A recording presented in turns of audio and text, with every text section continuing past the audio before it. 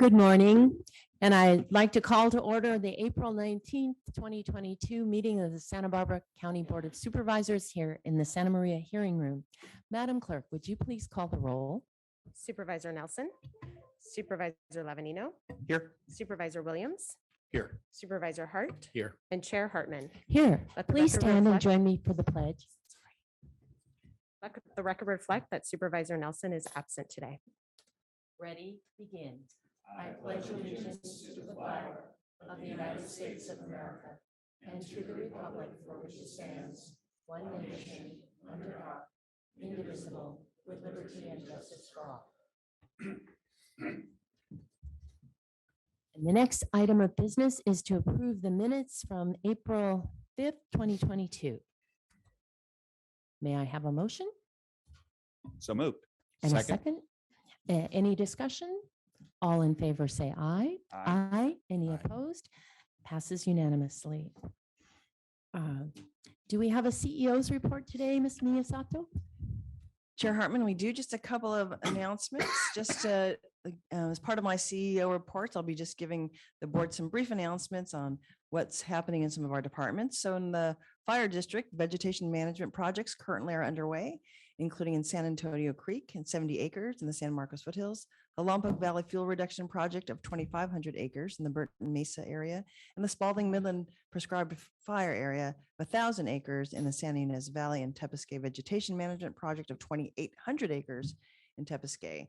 The fire department is collaborating with the Santa Barbara County Fire Safe Council in the grant-funded regional wildfire mitigation program with the primary goal of bringing our communities into the Firewise USA program. The department will begin defensible space inspections beginning in June, at the beginning of the month.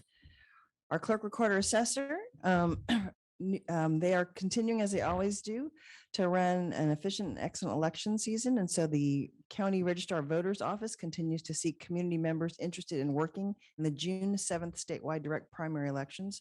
Poll workers serve a vital role in supporting our democracy. To be a poll worker, you must be a registered or pre-registered voter in the state of California or lawfully admitted for permanent residence in the United States. Be available to serve election day from approximately 6 a.m. to 9 p.m. Be available to attend a mandatory training class during the week of May 23rd.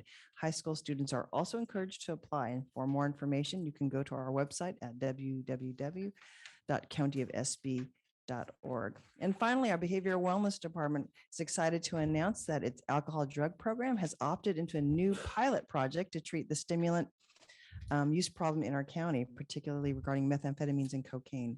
The model is called contingency management and will be fully covered under as a drug Medi-Cal benefit beginning in the fall of this year. This is an evidence-based practice that recognizes and reinforces individual positive behavior change consistent with treatment goals, including medication adherence, as well as substance and stimulant non-use. The pilot will provide motivational incentives for non-use of stimulants, and it's proven to be very effective in reducing and eliminating methamphetamine and cocaine use. So they are excited about that pilot.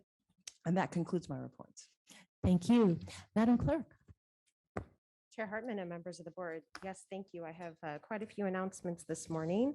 First, I'd like to announce that we posted an addendum to today's agenda on Friday, April 15th, adding administrative item number 30 to our agenda. Administrative item number 30 is sponsored by Chair Hartman, and it is to adopt a resolution proclaiming the month of April 2022 as National Arab American Heritage Month in Santa Barbara County. Additionally, I have a brief announcement on administrative item number 383 is from the Behavioral Wellness Department. It is to consider recommendations regarding a renewal of contractor on payroll COP agreements for fiscal year 2022 through 2023 with Fred Burge, MD, and Mary Pat Sweeney, RN. Prior to the board acting on this item in accordance with Government Code Section 54953, Subdivision C3, Dr. Burge and Ms. Sweeney's salary information shall be summarized verbally, which I will go ahead and read into the record now. Dr. Burge's total contract compensation for the period of July 1st, 2022 to June 30th, 2023 is in an amount not to exceed $132,912. Ms. Sweeney's total contract compensation for the period of July 1st, 2022 to June 30th, 2023 is in an amount not to exceed $48,476. Additionally, I have a minor correction to announce regarding administrative item number 5. Administrative item number 5 is from the Community Services Department. It is to consider recommendations regarding Goleta Valley Library Advisory Commission member recommendations for reappointment, and this should reflect that this is in the 2nd and 3rd districts and not the 1st and 3rd districts. Additionally, we received a request from staff to trail administrative item number 8 till after closed session. Administrative item number 8 is from the County Executive Office. It is to consider recommendations regarding state general fund allocation from the California Natural Resources Agency, fiscal year 2021 through 2022 for the Foothills Forever project. Additionally, we received a memorandum from the Public Works Department yesterday, Monday, April 18th, requesting administrative item number 21 be set for a hearing on May 17th, 2022. Administrative item number 21 is from the Public Works Department. It is to set a hearing to consider recommendations regarding the Santa Maria River Levee Trail Study, and this is in the 5th District. And again, this is a request to set a hearing on May 17th, 2022 in Santa Barbara. Additionally, I would like to let the public know that we will be taking departmental item number 4 immediately following departmental item number 1 with a time estimate of 10:20 a.m. this morning.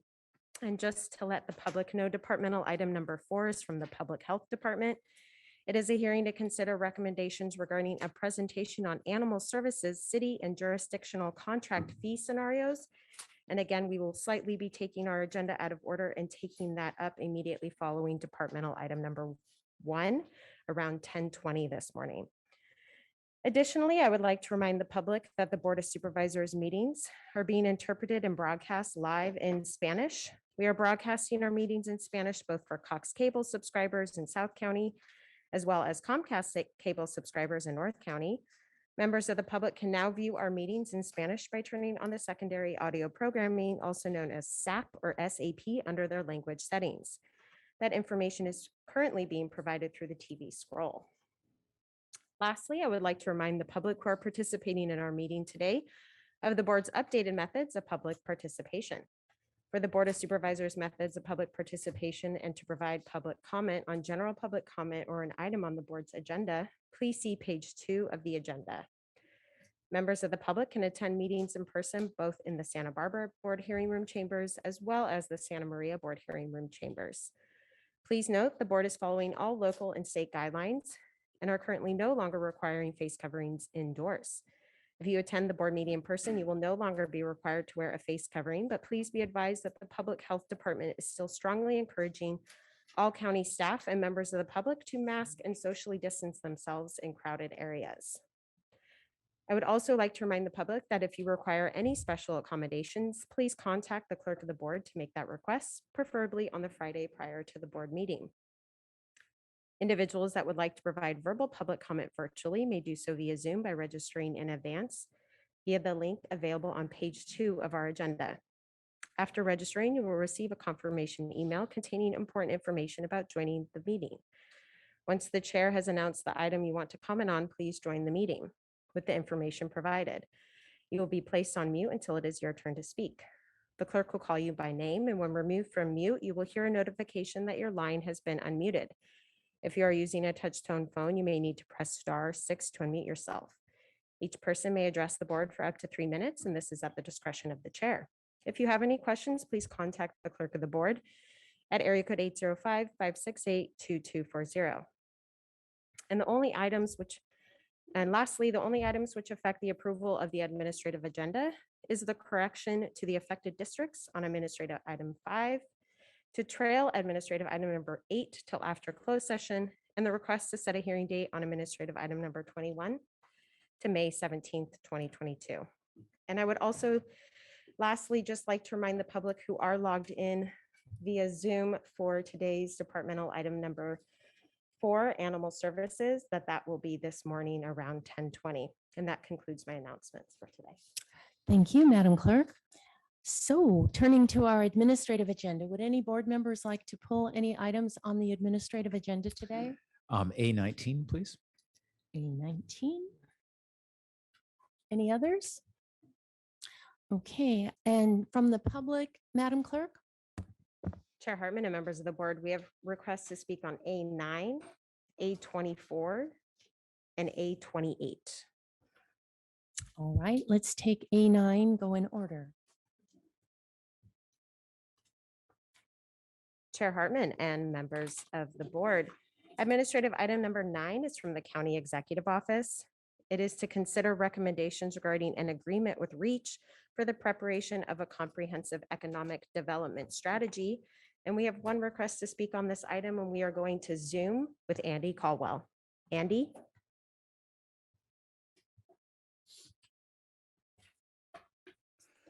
Madam Chair, members of the board, Andy Caldwell representing CoLab. I have some very good friends that are working with REACH, and I'm going to tell you the same thing I've told them. And Mike Brown, my colleague now, who is now my colleague with CoLab, and as you know, was a former county administrator, is of the same opinion as me, because the county of SLO was giving REACH money long before you considered it. Whereas I believe the intention to try to replace the jobs lost from Diablo is a worthy one. It's been my observation that REACH is spending more time actually reporting on what other people are doing rather than actually doing the work of recruitment and economic development themselves. Even one of the last reports that they submitted to your board, they contracted out. And I honestly, I was part of PIT, the process improvement team, for 7 years that Supervisors Centeno and Schwartz started. And we were allowed only to deal with ministerial permits, not discretionary permits, to try to streamline things. In my 31 years with CoLab, we have dealt with people trying to do business here. And we believe if you want to improve the economy, you've got to do a couple of things. Number one, you've got to make sure that permits and the permit process is timely and certain. People are not going to try to create jobs here, in the words of Motorola, in a black hole of environmental review. You need timeliness and certainty in your permit process. And the other thing is the issue of environmental considerations and concerns. I remember Harold Fletcher, former county supervisor, once mentioned he tried to get a helicopter assembly factory here. And he was going through the process, and somebody from P&D, now this was years ago, I admit, just told him, we will never let you build that here. And the question is if you really want to help poor people, you need to be able to move them from menial labor to industrial and factory jobs. But the environmental obstacles to doing that are virtually insurmountable. You know, REACH wants to do high tech. That's not going to help people that don't have a high school education or don't speak English. You're not helping the people that need the better paying jobs through these programs. As much as we want high-end jobs at Vandenberg and the like, the people, if you want upward mobility, the people that are working in the fields or doing manual labor need to be able to grow into manufacturing industrial jobs. That is your time, Mr. Caldwell. All right. And so turning to A19. Chair Hartman and members of the board, administrative item number 19 is from the Public Health Department. It is to consider recommendations regarding donations of pharmaceutical replenishments and safety net support from Direct Relief International to the Public Health Department, and there is a 4/5 vote required on this item. Supervisor Hart. Thank you, Madam Chair. I just wanted to highlight this wonderful gift from the Direct Relief International. They're an outstanding organization, works globally to assist people in disasters and emergencies. And we have such a great working relationship with the Public Health Department. that has been tested during our own emergencies and disasters. But this particular contribution of $341,000 in pharmaceutical replenishments provides a safety net for our local low-income residents. Public health is able to assist those individuals with the replenishments from DRI so that needed medications are available to Santa Barbara County residents. And it's just a wonderful working relationship we have with DRI. We're so fortunate that their headquarters are here and their commitment is so strong to the residents of Santa Barbara County. So just want to say thank you. Indeed. Turning then, we'll hold on A24 and go to A28.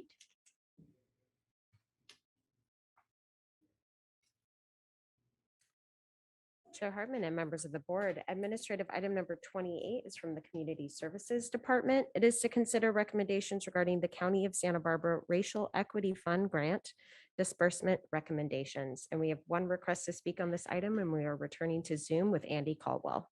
Andy?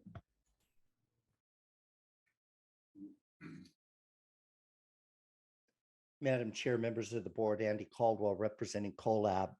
I'm not exactly sure where Supervisor Nelson is this morning because we were hoping he'd be here for this item. As he did mention that he was not going to be voting for this unless he approved of the grantees, at least in the original hearing. We do not support this item for a number of reasons. Number one, we believe this is patronage. This is funding activists in the community, and it is a form of patronage. If people want to start a nonprofit, the gauge of the success of the nonprofit is their ability to raise money from the private sector, not get handouts from a woke board of supervisors.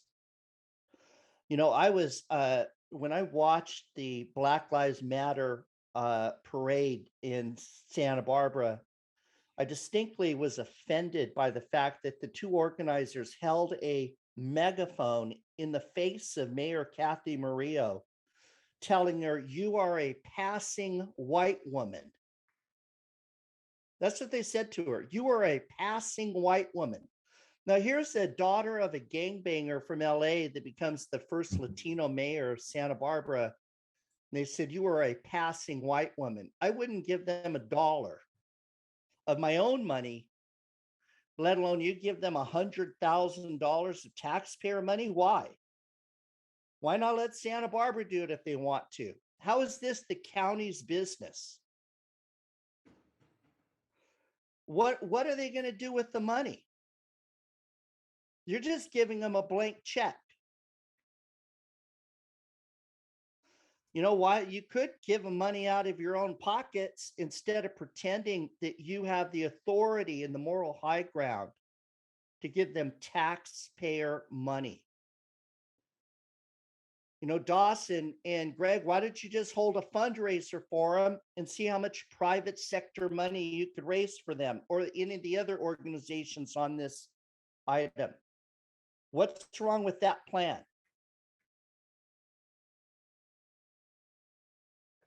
There's a phrase about staying in your lane. You just veered off the road. This is patronage. Encourage you, hold a fundraiser, call your donor list, which is extensive, and raise the money that way. Save this for something that's in the people's business. That's the people's business. That deals with assets and interest of the people at large. This is taxpayer dollars. You have no right to spend it on this program. And that is your time, Mr. Caldwell. Chair Hartman and members of the board, we do have a couple additional requests to speak on this item. We are going next to Dr. Lee Mattinson on Zoom, to be followed by Rachel Johnson. Dr. Lee Mattinson.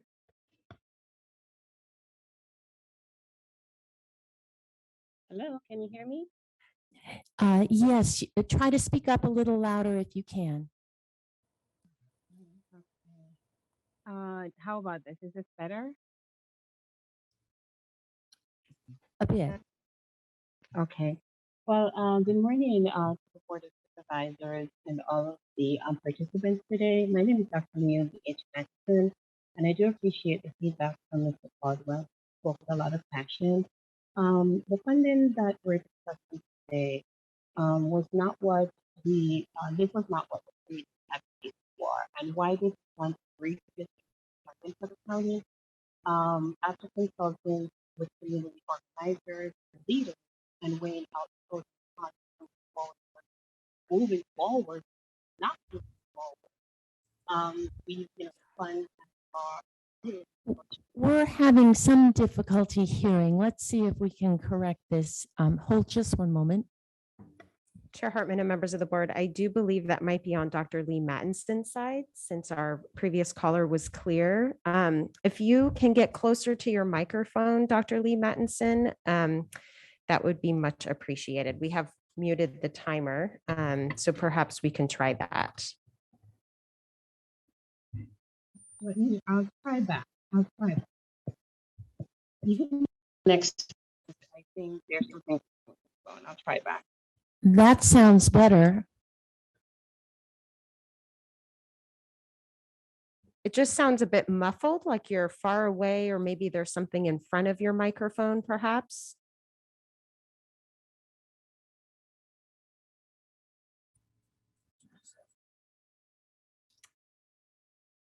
Oh, she just logged out. So let's go ahead with Rachel Johnson, and when Dr. Lee Mattinson returns, we'll give her her 2 minutes remaining. Rachel Johnson.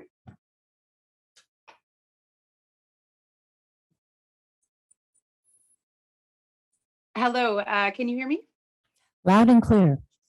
Excellent. Thank you so much. My name is Rachel Johnson. I'm the Chief Program Officer at the Santa Barbara City College Foundation in South County. And I just wanted to come here today. I am also a volunteer for the Fund for Santa Barbara, and I've been a member of the committee that's been working on this project for a number of months. And I'm calling really just to express my gratitude to the Board of Supervisors. Thank you for taking the leadership and being proactive with having these conversations with each other and with the community throughout the county. This was an incredible process to be a part of, and I'm very proud that we're able to present to you this work. We're really, seeing this kind of broad support for organizations that are serving our youth through incredible educational services, looking at ways to preserve the incredibly diverse cultural heritage that we have throughout the county. And I just, it's really been wonderful to learn so much about the breadth of work in this county that really is celebrating what Santa Barbara is. So I wanted to come and thank you for your leadership on this. And we look forward to more of this work in the future and really broadening this work with you as partners. So thank you so much. Thank you. And we will now return with Dr. Lee Mattinson, and we do have an additional request by Chelsea Lancaster. And with that, I'll close public comment on this item. Thank you, Chair Hartman. So Rachel will be our last speaker, but we will now go to Dr. Lee Mattinson.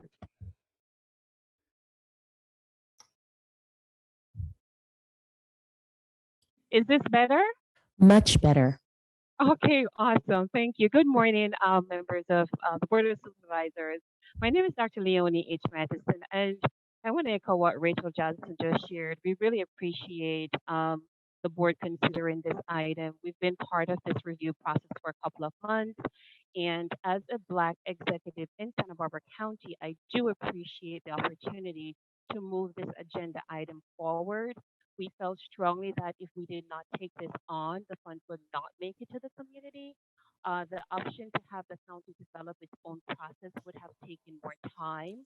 We felt strongly that we have the fund has a proven track record in engaging the community in these types of grants, and so we have a vision, of change. Not to say we want the change, but I'm really excited to see that we are being the change that we want to see in this county around the topic of. You're fading out now. Are you doing anything differently? We heard you really well at the beginning. No, I sent it still. Is this better? No, unfortunately, Dr. Lee Mattinson, we cannot hear you at all any longer. Is there any way you can get a little bit closer to your microphone? You were nice and clear when you started out. right here close to the microphone. Is this better?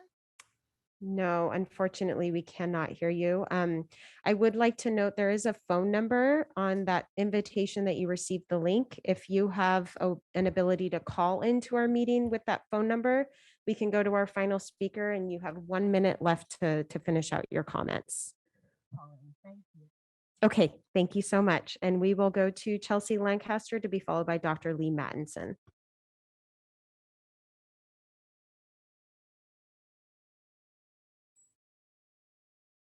Good morning, Board of Supervisors, community members.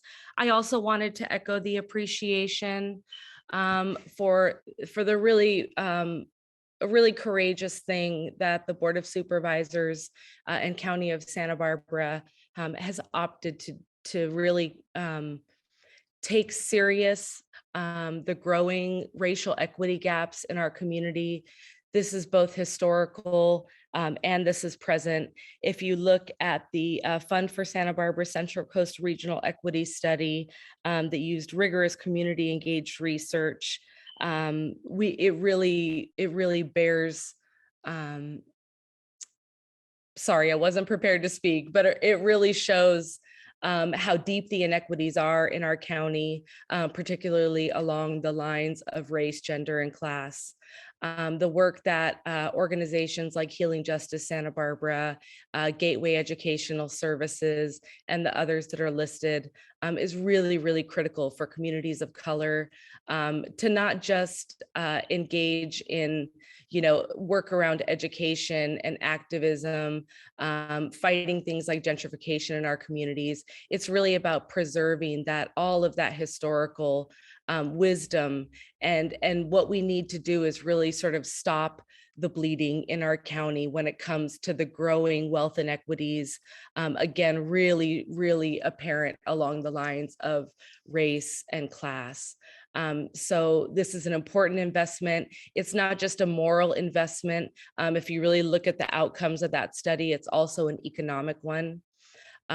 So again, want to thank you for the work, want to thank everybody that worked on this. I know it was a really heavy lift, but this is the kind of bold decisions that we need to be making in our communities to really close those gaps. Thank you so much. Thank you. And Chair Hartman, members of the board, I just wanted to announce that Dr. Lee Mattinson has called in, so we will go to her now. And Dr. Lee Mattinson, just a friendly reminder, using a touch tone phone, you may need to press *6 to unmute yourself.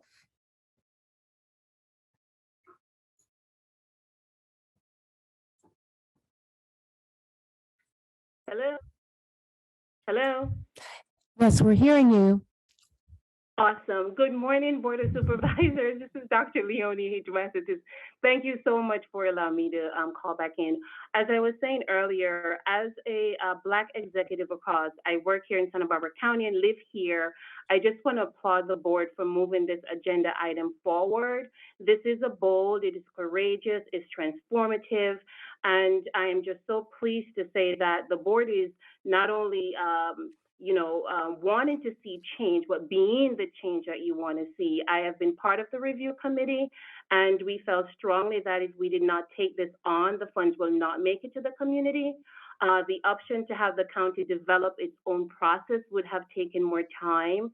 And we also felt that the Fund for Santa Barbara do have a track record of engaging the community in these types of grant opportunities. So, I just want to echo what my other colleagues have shared, that this is a bold move forward. We need this change now, not tomorrow. Andy, I appreciate all your feedback. You spoke with a lot of passion, but this is beyond words now. We need to see action, and we need to see the action taken by the Black community in partnership with the Board of Supervisors to truly realize and experience the change that we want to see in this county. So again, thank you all so very much for considering this agenda item. And that's all I wanted to share for today. Thank you for your persistence. And that concludes public comment on this item. Thank you. And so now we're ready to approve the balance of the administrative agenda. And that is A5, a change in the district, A21, a change in the hearing date, and A8 will be excluded. We'll trail that until after closed session. So may I have a motion? Before we get to the motion, I just wanted to thank the Fund for Santa Barbara for helping us, being a partner in the grant applications that the members of the public spoke to on the previous item. You know, they had a difficult job because they had so many different applicants that applied for the money. We had, I think, of $270,000 that was available to the fund to support programs that are working to improve the culture, the policy, and systems change to advance racial equity and justice. And the fund worked through all those applications and came forward with a really solid list of organizations. Some of the members of the public mentioned a couple of them, but there are also the Santa Maria and Lompoc NAACP and the Martin Luther King Day and Committee organizations that are going to provide services countywide. So just appreciate all the work that the volunteers for the Fund for Santa Barbara put in time to help us make these grants possible to improve equity in Santa Barbara County. Thank you, Supervisor Hart. Supervisor Williams? And I just want to thank those organizations, NAACP, Healing Justice, Martin Luther King Day celebration, and Gateway for doing this work before these grants ever came on a shoestring in many cases. And the fund for having a process. It was obvious that they didn't really want to do it, but I'm glad that they did it because it's important to have a separation from us to this process, right? And I think it was a better process to have the fund do it. Supervisor Lavanino? Well, thank you, Madam Chair. When looking at these organizations, there are a lot of them have different strategies, and the reason why I'm going to support this is that I think it's important that every voice is heard, regardless if it's somebody I agree with or I don't personally agree with a certain strategy. That doesn't nullify their work. And I was very glad to see North County, even though the Fund for Santa Barbara, I know they talk a lot about the North County, but I was just glad to see like the NAACP funded. And I think this is going to give volume to some of the voices that have been silenced in the past. So I'm looking forward to being part of that. Thank you. That's an elegant way to phrase it. So with that, going to the balance of the agenda, may I have a motion? I would move approval of the balance of the consent calendar agenda. Second. All in favor, please say aye. Aye. Any opposed? The agenda is passed. Turning to our resolutions, administrative item number 24. Madam Clerk, would you read that into the record, please? Chair Hartman and members of the board, administrative item number 24 is sponsored by Supervisor Williams and Supervisor Lavanino. It is to adopt a resolution of commendation honoring Mary Housel for her service to the advancement and development of the county library system and her service to this community. And joining us in person today, we have Mary Housel. And if you can please join us at the podium, I'll go ahead and read the resolution into the record. Whereas Mary Housel, a longtime resident of Santa Barbara County, has been instrumental in the advancement and development of the North County Library System. And whereas under Mary Housel's leadership, both Orchid 2012 and Cuyama 2013 branch libraries moved into new buildings. And whereas because of Mary's guidance and help from the Friends of the Los Alamos Library, the Los Alamos Library 2015 was both relocated and renovated after 17 years of closure since 1988. And whereas Mary has worked closely with friends groups to write grants to bring Wi-Fi and other new technology to all branches, including the youth learning computers and self-checkout stations at Orchid. And whereas she oversaw the navigation of library services for the main library and all branches throughout the pandemic. And whereas Mary formed the nonprofit Santa Maria Public Library Foundation 2014 to benefit the main Santa Maria Public Library and all branch libraries. And whereas the foundation has been instrumental in fundraising for added library services, and through the foundation, Chromebooks were purchased for after-school student use at all branch locations, and the local community history photographic displays and collections were purchased and installed at all libraries. And whereas through Mary's time serving On the Santa Barbara County Library Advisory Committee, she contributed helpful work for strategic planning for the county branches, including analyzing data and setting standards of service for staffing, programs, and services at all libraries. And she worked with the county to bring increased funding for unincorporated branch libraries, including the 3 in the Santa Maria zone, Cuyama, Orcutt, and Los Alamos. Now therefore be it hereby ordered and resolved that this Board of Supervisors of Santa Barbara County recognizes Mary Housel for her service to this community, passed and adopted today.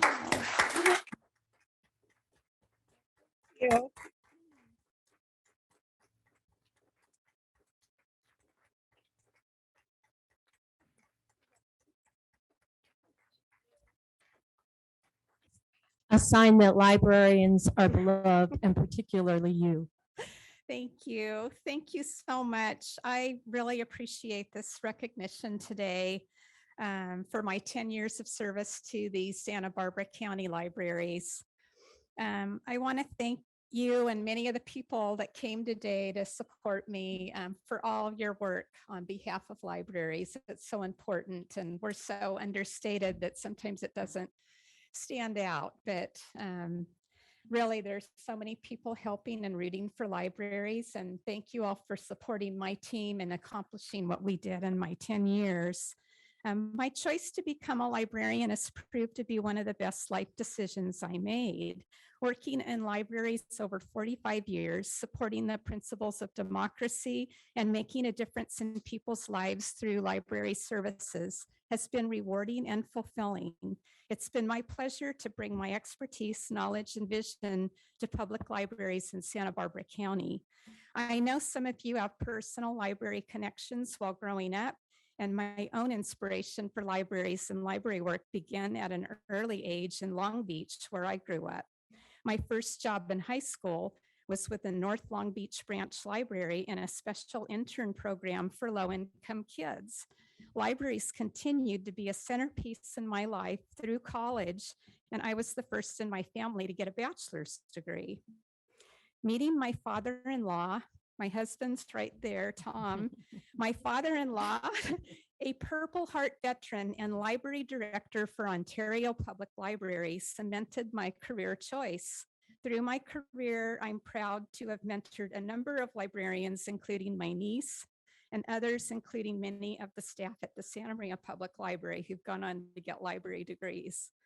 To conclude, I want to give a thank you to my family, my husband, Tom, and my son, Chris, for standing by me through my career. And a thank you to all of you for your support of libraries, to George and Ryder in the county, to the Library Advisory Committee, the Zone 3 staff, and all library supporters that are here. We have people from the Santa Maria Library Board of Trustees, the Orcutt Friends, some Minerva Club members, and the Library Foundation, some past library board members. Thank you guys all so much for coming. I had no idea they were coming today. And again, I'm just moved and humbled by your kindness and recognizing me. So thank you so much for that.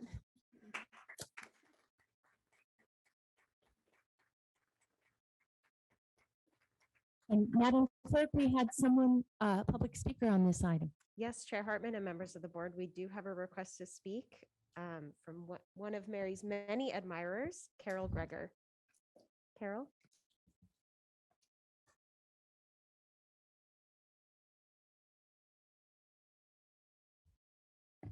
I'd first of all like to say thank you to the Board of Supervisors for presenting this honor and this recognition for Mary. As a community member and a member of the Friends of the Orcutt Library, we first became acquainted with Mary back when it was her first year here. We had a board at the time, Friends of the Library Board, that they were getting a little bit older. They had seen a change, and the board was ready to collapse. And Mary came to the storytellers, 4 storytellers in Orcutt, and she said, "Are you interested in being a board member? We're not going to have a board anymore." We didn't know what that was, but we said, "Sure, we'll do that." And my point is that Mary made personal connections. She empowered people. She, not just at the Orchid Library, but all the branches as well as Maine. She was a mentor. She encouraged two of our board members to sign up to apply for the Library Advisory Committee, and we both serve on that. She offered to drive us, and on the way, she mentored us. And on the way back, she mentored us. She taught us how to write grants. She was there every step of the way. For the Orchid Library, the results have been phenomenal. Pre-COVID 2018, we had 38,000 patron visits. In 2019, we had 48,000, a little bit more. That's a 10,000 growth, and then COVID hit.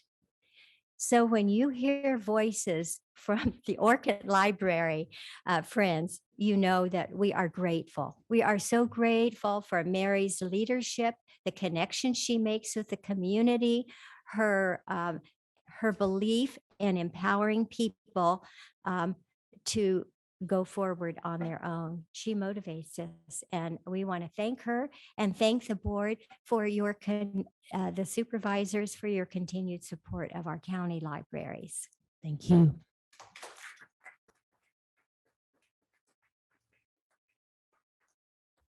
Madam Clerk, turning to administrative item number 25. Chair Hartman and members of the board, administrative item number 25 is sponsored by Supervisor Hartman. It is to adopt a resolution of commendation honoring Elisa Ann Ponce upon her retirement from the Sheriff's Office after over 26 years of faithful and distinguished services to the citizens of Santa Barbara County. And joining us in person today, we have Elisa Ponce and our Sheriff, Bill Brown.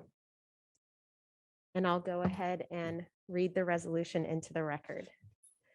Whereas Elisa Ann Ponce retired from county service on Thursday, March 31st, 2022, having faithfully served the Sheriff's Office for over 26 years, during which she served as Sheriff's Records Specialist, Administrative Office Professional, and Administrative Office Professional Senior. And whereas Elisa Ann Ponce started her career with Santa Barbara County on April 10th, 1995, as a record specialist. She promoted to administrative office professional in 2016. During her 26 years of service, she has worked in various capacities, which include the Warrants Bureau and the Criminal Records Bureau in sheriff stations throughout the county. And whereas Elisa Ann Ponce throughout her career provided the employees of the Sheriff's Office positive leadership and professionalism, allowing her to rise steadily through the organization, attaining the rank of Administrative Office Professional Senior. And whereas Elisa Ann Ponce provided the citizens of Santa Barbara County extraordinary professionalism and sensitive law enforcement service while dedicating her life to the pursuit of justice. And whereas Elisa Ann Ponce's knowledge, skills, and experience contributed greatly to the overall professionalism and the goals of the Santa Barbara County Sheriff's Office, as well as the objectives of the county. Now, therefore, it is hereby ordered and resolved that this Board of Supervisors commends Elisa Ann Ponce for her faithful and distinguished service to the citizens of Santa Barbara County, congratulates her upon her retirement, and wishes her continued good health and many years of happiness. Passed and adopted today.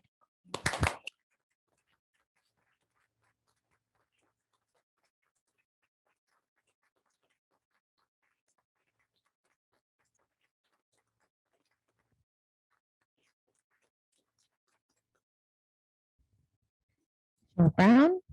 Chair Hartman and members of the board, thank you for honoring Elise this way for her more than a quarter century of service to Santa Barbara and to the Sheriff's Office. And as you can see, she started with us when she was 12. So it's been quite a journey. She comes from good stock. She's related to the person that this building is named after, Joe Centeno. So public service, I think, was in her veins when she was young, and she pursued that quest and came and worked for us. She has developed a reputation of being someone who is the go-to person for any administrative need that there is in the North County. And she has been a tremendous asset to our organization. I often say that people like Elise are often the unsung heroes and heroines of our organization. The sworn officers oftentimes get the limelight, but the reality is that the people like Elise, the support staff, are the people that are really the glue that holds our organization together. So I just want to say on behalf of all the men and women of the Sheriff's Office, whose honor and pleasure it's been to work with you, Elise, congratulations on a job well done. We're very proud of you. Excellent work.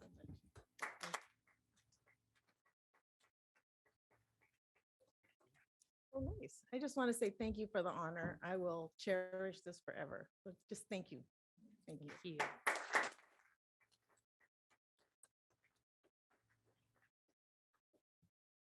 Madam Clerk, turning to item number 26. Chair Hartman and members of the board, administrative item number 26 is sponsored by Supervisor Hartman. It is to adopt a resolution of commendation honoring Deputy Charlie Uhrig upon his retirement from the Sheriff's Office after over 20 years of faithful and distinguished service to the citizens of Santa Barbara County. And joining us today, we have Solvang Mayor Charlie Uhrig and Sheriff Bill Brown. And I'll go ahead and read the resolution into the record. Whereas Charlie Uhrig retired from county service on Thursday, March 31st, 2022, having faithfully served the Sheriff's Office for over 20 years, during which he served as a Sheriff's Deputy.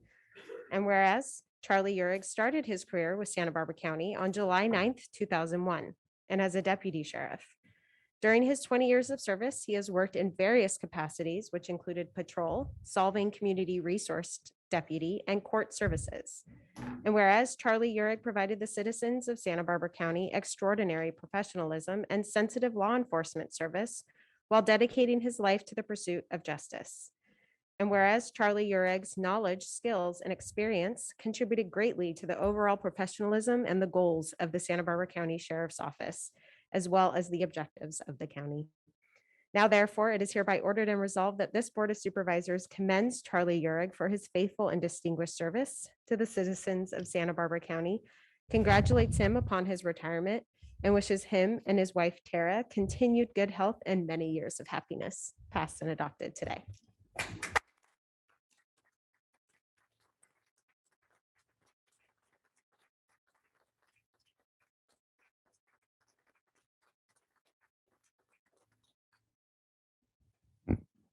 Chair Hartman, members of the board, again, thank you for honoring Charlie in this way for his tremendous service to our county and our Sheriff's Office.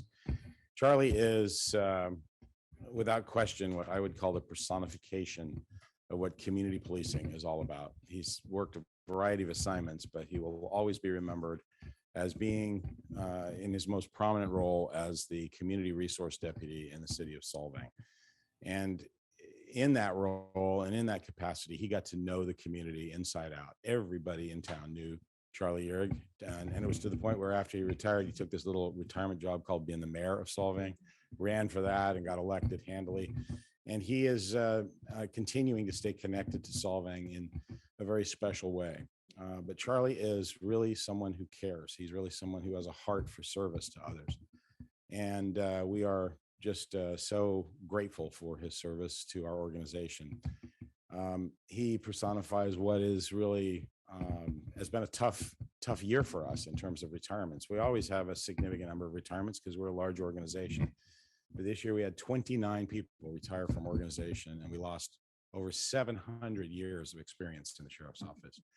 And Charlie's contributions to organization are legion, and we are appreciative of all of that as well. And besides all of that, he also plays a mean bass guitar. So he's a great musician as well. And we appreciate all that he does and all that he has done in the service of others. So Charlie, and again, on behalf of all the men and women of the Santa Barbara Sheriff's Office, congratulations on a career to be proud of and a job especially well done. Great job.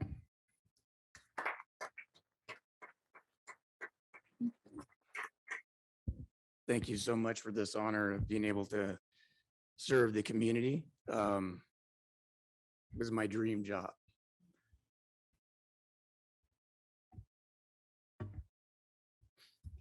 I got in at a late age. I persevered, and I just hope I tried to do things with my community that would benefit everyone from kids up to seniors, which now I am. But I really have enjoyed being able to be a deputy and to be in law enforcement. And I just would encourage every one of you out in the public, don't forget any of us. We're here really to serve you and to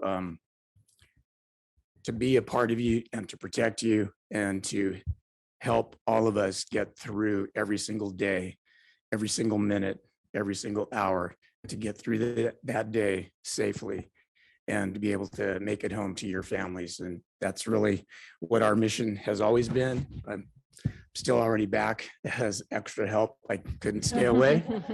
So I'm still working part-time. You'll see me in Solvang working events, sometimes wearing the hat of the deputy sheriff, other times as the mayor of Solvang. So you won't have to miss me for too long. But again, I really appreciate this opportunity to be able to work for Santa Barbara County. I reflect, I was 46 when I got the notice that had that same letterhead accepting me into the sheriff's department, or to be able to be a deputy sheriff trainee and to go through the academy and then come out. I didn't think I'd make it this long, but it was really my honor to be able to serve all of you guys. Thank you very much for this honor.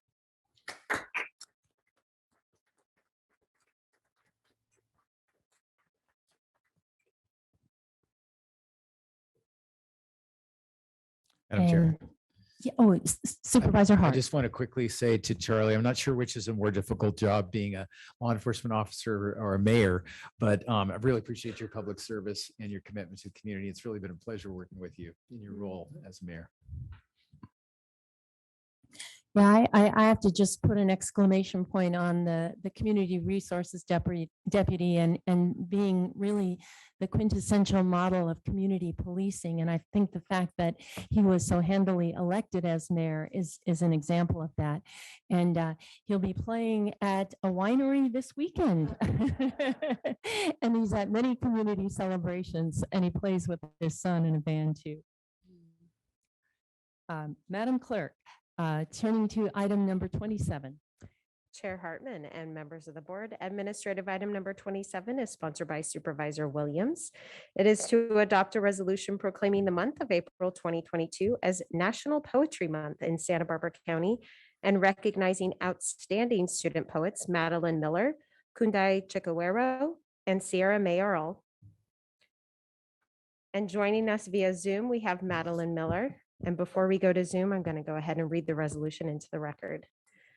Whereas the Academy of American Poets has designated April as National Poetry Month to highlight the extraordinary achievements and ongoing legacy of American poets and increase the accessibility of self-expression in our communities. And whereas the County of Santa Barbara supports programs such as Poetry Out Loud and the Youth Poet Laureate, providing young adults new opportunities for learning creative writing, poetry, spoken word, college preparation, literature, and hip hop to support development and engagement. And whereas Madeleine Miller from San Marcos High School has been selected as the Santa Barbara County inaugural Youth Poet Laureate, and Kundai Chikawero, a Dos Pueblos High School graduate, has been selected as the Santa Barbara County inaugural Youth Poet Ambassador by the California Poets in the Schools. And whereas Sierra Mayoral from Carpinteria High School has been selected as the California State Champion of the Poetry Ourselves Writing Contest with the poem Crossed and Cautious. And whereas in these endeavors, Madeleine Miller, Kundai Chikawero, and Sierra Mayoral represent Santa Barbara County as they join students from around the state and nation in celebration of excellence in writing, public speaking, and communication. And now therefore let it hereby be ordered and resolved that April be proclaimed as National Poetry Month in Santa Barbara County, and residents are encouraged to participate in the free public poetry programs offered by numerous community organizations, including the public library system. And be it further resolved and hereby ordered that this Board of Supervisors congratulates Madeleine Miller, Kundai Chikawero, Sierra Mayoral, and all participating students for their exceptional efforts and accomplishments in the advancement of poetry. passed and adopted today. And before we go to Madeleine Miller, we do have a brief video to show of Kundai Chikuero, who unfortunately was unable to attend our meeting today. And we will go to that now. Thank you. Hello, my name is Kundai, and I'm going to be reading my poem called Family. Ours is a family bound together, bound by love in a never-ending circle, in an indefinite loop. A family that stays together succeeds together, hurdling obstacles like one in unison. In the circle of love, memories are made, obstacles overcame, barren hills made full, and otherwise desolate valleys spring to life. The unbreakable, unspoken, blood bond through thick and thin, generations held together. One word, 6 letters, through grace and through hell, family.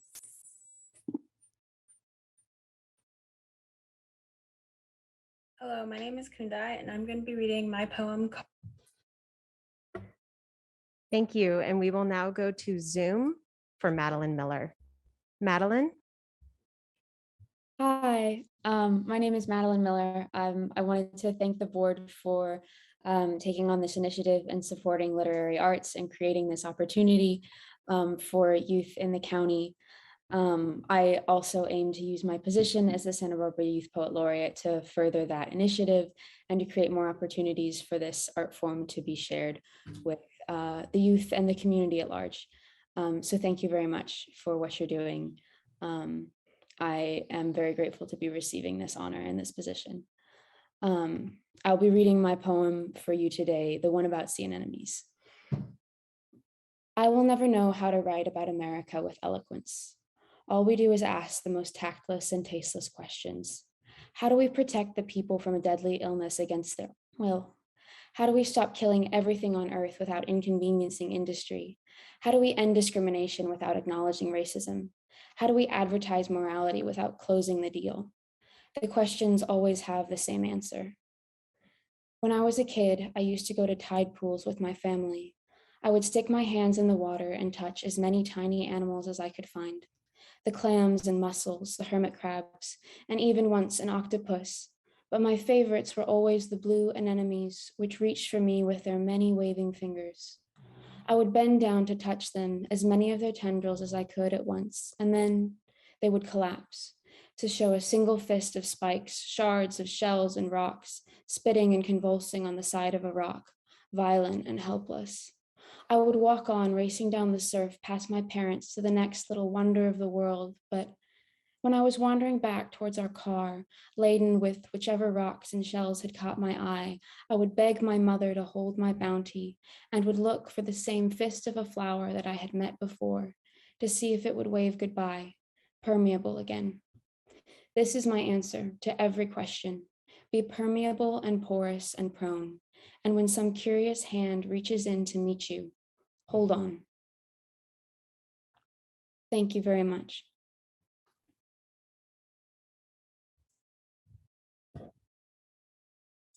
Supervisor Williams? Well, I'm going to have to request a copy of both of those poems, and I very much identify with the passion that has been presented by these 2 young individuals, and hope that you will continue to write. The poems I wrote at that age are not as good, and I would hope that my contribution for the day, I should have brought one of my own poems so you guys could laugh at me. But Thank you for sparing us this year. But instead, I'm gonna read a little T.S. Eliot, because I thought your poems were in the same league, and because I can't let the subject of poetry pass, and I wanted to give you something that moved me when I was your age, and I hope it moves you. It's a not very well-known poem by a very well-known author, T.S. Eliot. Choruses from the Rock, and I just took a couple little snippets because it's like 7 pages long, and we don't have enough time for that. The endless cycle of idea and action, endless invention, endless experiment brings knowledge of motion, but not of stillness. Knowledge of speech, but not of silence. Knowledge of words, but ignorance of the word. All our knowledge brings us nearer to our ignorance. All our ignorance brings us nearer to death, but nearness to death no nearer to God. Where is the life we have lost in living? Where is the wisdom we have lost in knowledge? Where is the knowledge we have lost in information? For now we live dispersed on ribbon roads, and no man knows or cares who is his neighbor, unless his neighbor makes too much of a disturbance. When the stranger returns and asks, "Why do you live huddled so close together?" what will you answer? We live close together to make money from each other, or because this is a community.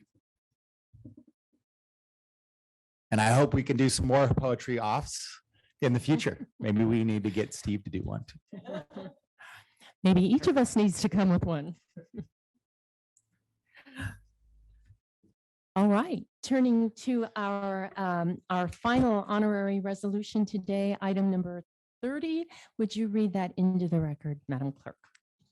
Chair Hartman and members of the board, administrative item number 30 is sponsored by Supervisor Hartman. It is to adopt a resolution proclaiming the month of April 2022 as National Arab American Heritage Month in Santa Barbara County. And joining us in person today, we have Mukhtar Khan. And if Mukhtar can please make his way to the podium, I'll go ahead and read the resolution into the record. Whereas Arab American Heritage Month is a time to celebrate contributions to society made by Arab Americans, which have occurred in virtually every aspect of American society, including medicine, law, business, education, technology, government, and culture. And whereas Arab Americans trace their ancestry to one of 22 Arabic-speaking countries that stretch across Northern Africa and into Western Asia. And whereas a shared linguist connection links the Arab American community, which is composed of incredibly diverse religious and racial identities. And whereas Arabs have a long history in North America, dating back to as early as the 1600s. And whereas California is home to the largest Arab American population in the United States.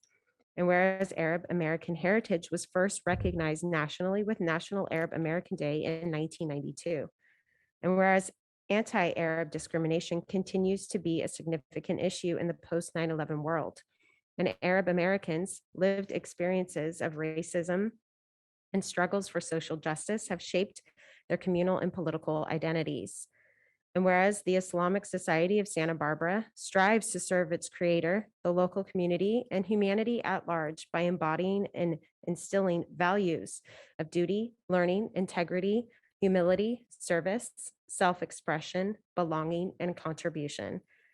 And whereas the Islamic Society of Santa Barbara carries out public outreach activities to provide religious, recreational, and educational facilities to support the practice of the essence and value of Islam, and foster interfaith understanding to fulfill the spiritual, social, and intellectual needs of Muslims and non-Muslims in Santa Barbara County. And whereas the County of Santa Barbara celebrates Arab Americans here and throughout the world and their contributions to all aspects of society. Now, therefore, be it hereby ordered and resolved that this Board of Supervisors declares April as Arab American Heritage Month in Santa Barbara County and encourages all residents to celebrate the rich culture and many achievements that the Arab American community contributes to our society. Passed and adopted today. I just want to thank Mr. Khan for being here. It's not well known, but the Islamic Society in Santa Barbara is one of the oldest Muslim communities in all of California.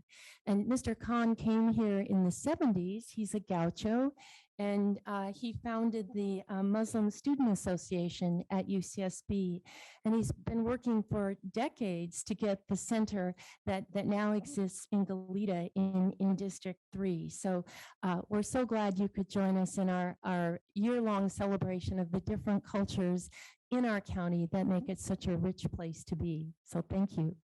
Well, thank you. I thank the board for the recognition of the Arab American contribution to the society.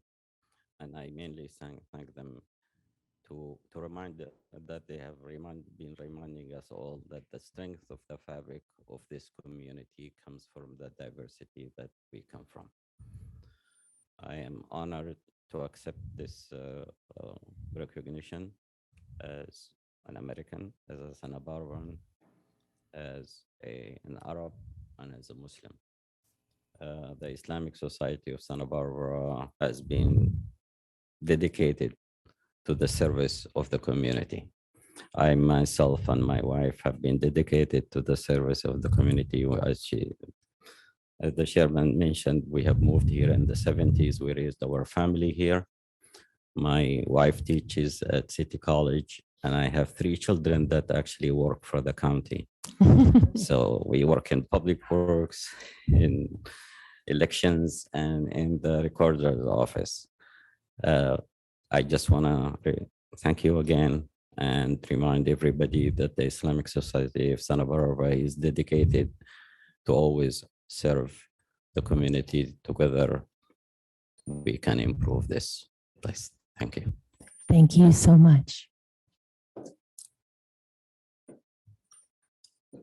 So that concludes our administrative agenda for today. And now is the time for general public comment for members of the public who want to speak on matters that are not on today's agenda. Do we have any requests to speak, Madam Clerk? Chair Hartman and members of the board, we have no requests to speak on general public comment today. All right, turning to departmental item number 1, would you read that into the record, Madam Clerk? Chair Hartman and members of the board, departmental item number 1 is from the treasurer, tax collector, and public administrator. It is a hearing to consider recommendations regarding the California Enterprise Development Authority issuance of tax exempt and or taxable revenue obligations for the benefit of Kate School. Mr. Hagan. Chair Hartman, members of the board, thank you for having me today. This item before you today is a TEFRA hearing. This is an item that was heard by the Debt Advisory Committee on March 29th and was recommended to hold the TEFRA hearing. So the TEFRA process is a public hearing that is being held by you, the governing body where the project is located. Section 147F of the Internal Revenue Code allows qualified 501c3 organizations access to tax-exempt municipal markets. CEDA is a JPA of which the county joined in 2010. They will be the issuer of this proposed $22 million issuance. Cade School, located in Carpinteria, would be the recipient of this. And Sandy Pierce from Cade School is either online or in attendance. And if you have questions regarding the financing of what specific facilities are being refurbished or built, she could discuss that or any other issues regarding the financing of it. I do want to point out that the county's legal obligation, both morally and legally, is not for the repayment. Your responsibility is only to hold this public hearing. Cade School would be responsible legally for the repayment of the debt. And Ms. Pierce, did you want to add anything? Yeah, you would have to come up and we want to get it on the record, so it has to come through the mic. Thank you to the members of the Board of Supervisors today for the opportunity to be here and for your consideration. By way of background, I thought I would share a little bit about what this would do for the school. It would allow us the opportunity to convert Raymond Commons, to transform Raymond Commons into really the academic inquiry center of the campus. It's very academically oriented. It becomes a very active and flexible and innovative student-centered location on the campus. It will encompass not only student services, which manages all of our campus life, but also the academic support for our students in this building, but also creates active educational spaces, combining computational thinking, an ideation lab, digital arts, ceramics, really in an environment that allows much more active learning than any other facility we have, along with some traditional classrooms. And it will become our library hub as well, incorporating not only study pods, group studies, a reading room, and resource accessing, but really focusing on the student needs. And it will transform, it will be a transformative place on the campus for academic and student-centered growth and learning now and for years to come. And this funding would allow that opportunity to happen. Thank you for explaining. Any questions of the board? Supervisor Williams, No question. Is there public comment on that? just about to go to public comment. If there isn't, I'm prepared to make a motion for Madam Clerk? recommendation. Chair Hartman and members of the board, Sandy Pierce was our only request to speak on this item. All right. Would you like to make the motion? I'll move the recommendation. May I have a second? Second. All in favor, please say aye. Aye. Any opposed? Passes unanimously. Thank you very much. And now it's time for about a 10-minute break. And we'll come back. And at that point, we will go to animal services.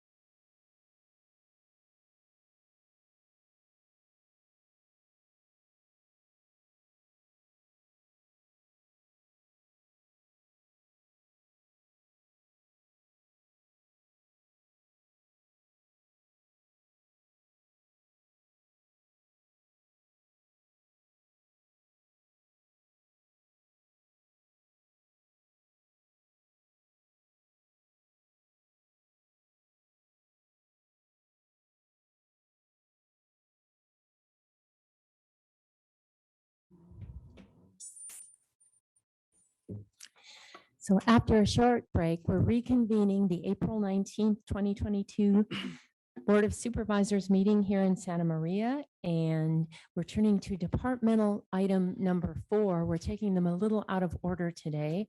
Madam Clerk, would you read that into the record, please? Chair Hartman and members of the board, departmental item number 4 is from the Public Health Department. It is a hearing to consider recommendations regarding a presentation on animal services, city and jurisdictional contract fee scenarios. Ms. Batson. Good morning, Chair Hartman and members of the board. My name is Paige Batson, Deputy Director for the Public Health Department's Community Health Division. With me today are Stacy Covarrubias, Business Manager with our Fiscal Department, and Angela Yates, our Animal Services Director. Today, we are here before you to present for your consideration several cost scenarios related to animal services, city, and jurisdictional contracts. In May of 2021, in response to your board's direction for the Public Health Department to pursue full cost recovery for animal services, city, and jurisdictional contracts, we presented to your board Animal Services Haas New Vision, and at that time, we also requested that fiscal year 2021 and 22 contracts remain status quo. Your board approved our request and directed a 2% cost of living increase above 2021 contracts. We greatly appreciated this status quo period, as it allowed the Public Health Department to realize some continuity and stability during the pandemic. And it also allowed for Animal Services program to implement their new HOS vision. This period also provided for our cities and jurisdictional partners, as well as our staff, to, not provide an undue burden to our partners due to the pandemic. Before we go into the various cost recovery scenarios, I want to provide your board with a brief history of animal services and how it has been supported over the years with tobacco settlement and general fund contributions. In 2015, the American Humane Association's consultants report recommended additional staffing for animal services, and your board approved that recommendation. Thus, a total of 7 FTEs animal service staff were added between fiscal year 14-15 and 16-17. In an effort to prevent burdening cities with these increased costs for staffing, tobacco settlement and additional general fund contributions were added. We also want to note that no new positions were added to animal services in fiscal year 16-17 until January of 22, when your board approved an ordinance FTE veterinarian. All this to say that city and jurisdictional contract fees have included the support as a cost offset through the current fiscal year 21-22 contracts.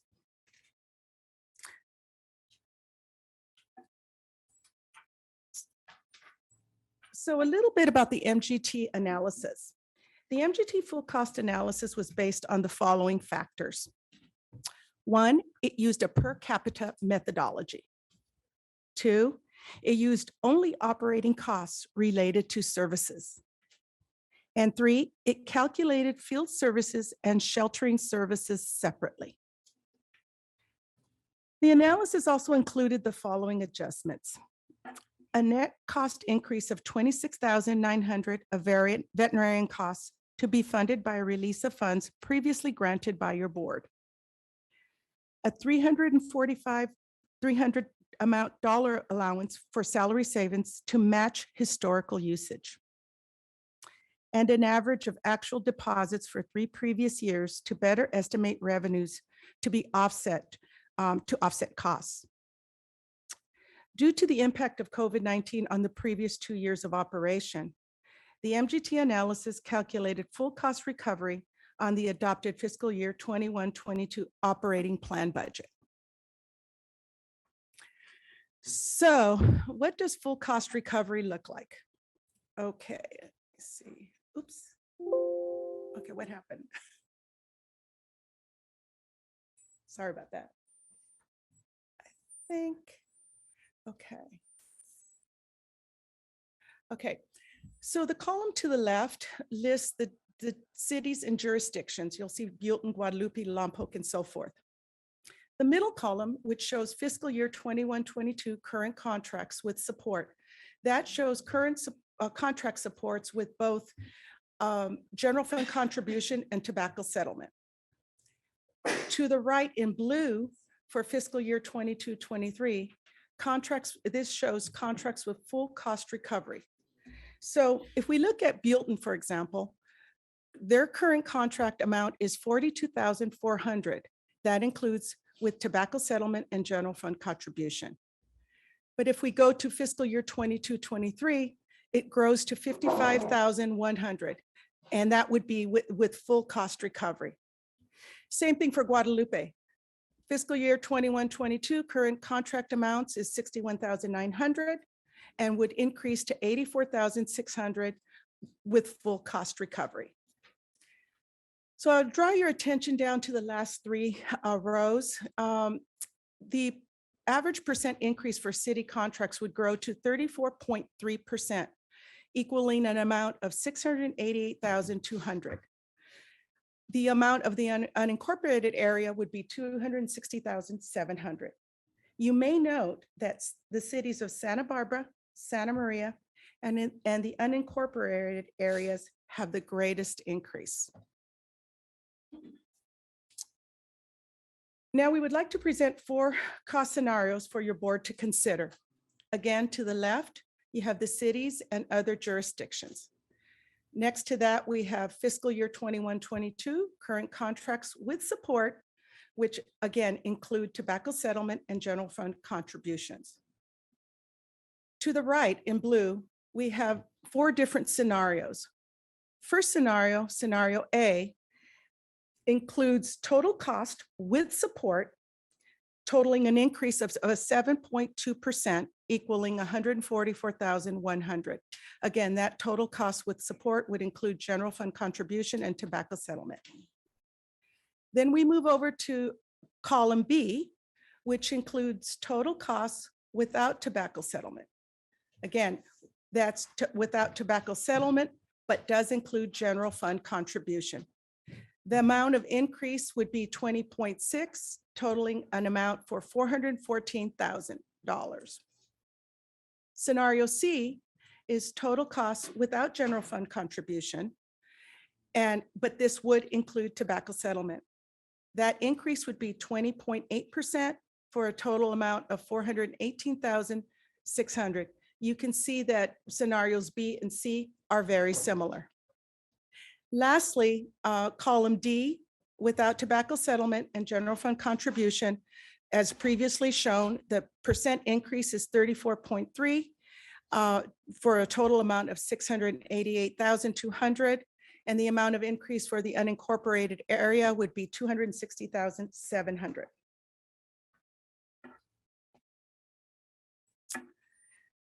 So based on your board's direction and option chosen, we will calculate the contracts amounts as shown in the previous slide. Another factor for you to consider in your direction is that the unincorporated area represents 32% of the county's population. Therefore, any reduction in tobacco settlement will affect the unincorporated allocation, and we will need to backfill it with general fund in order to continue with our current animal services operations. Note that the tobacco settlement allocation equals $135,700.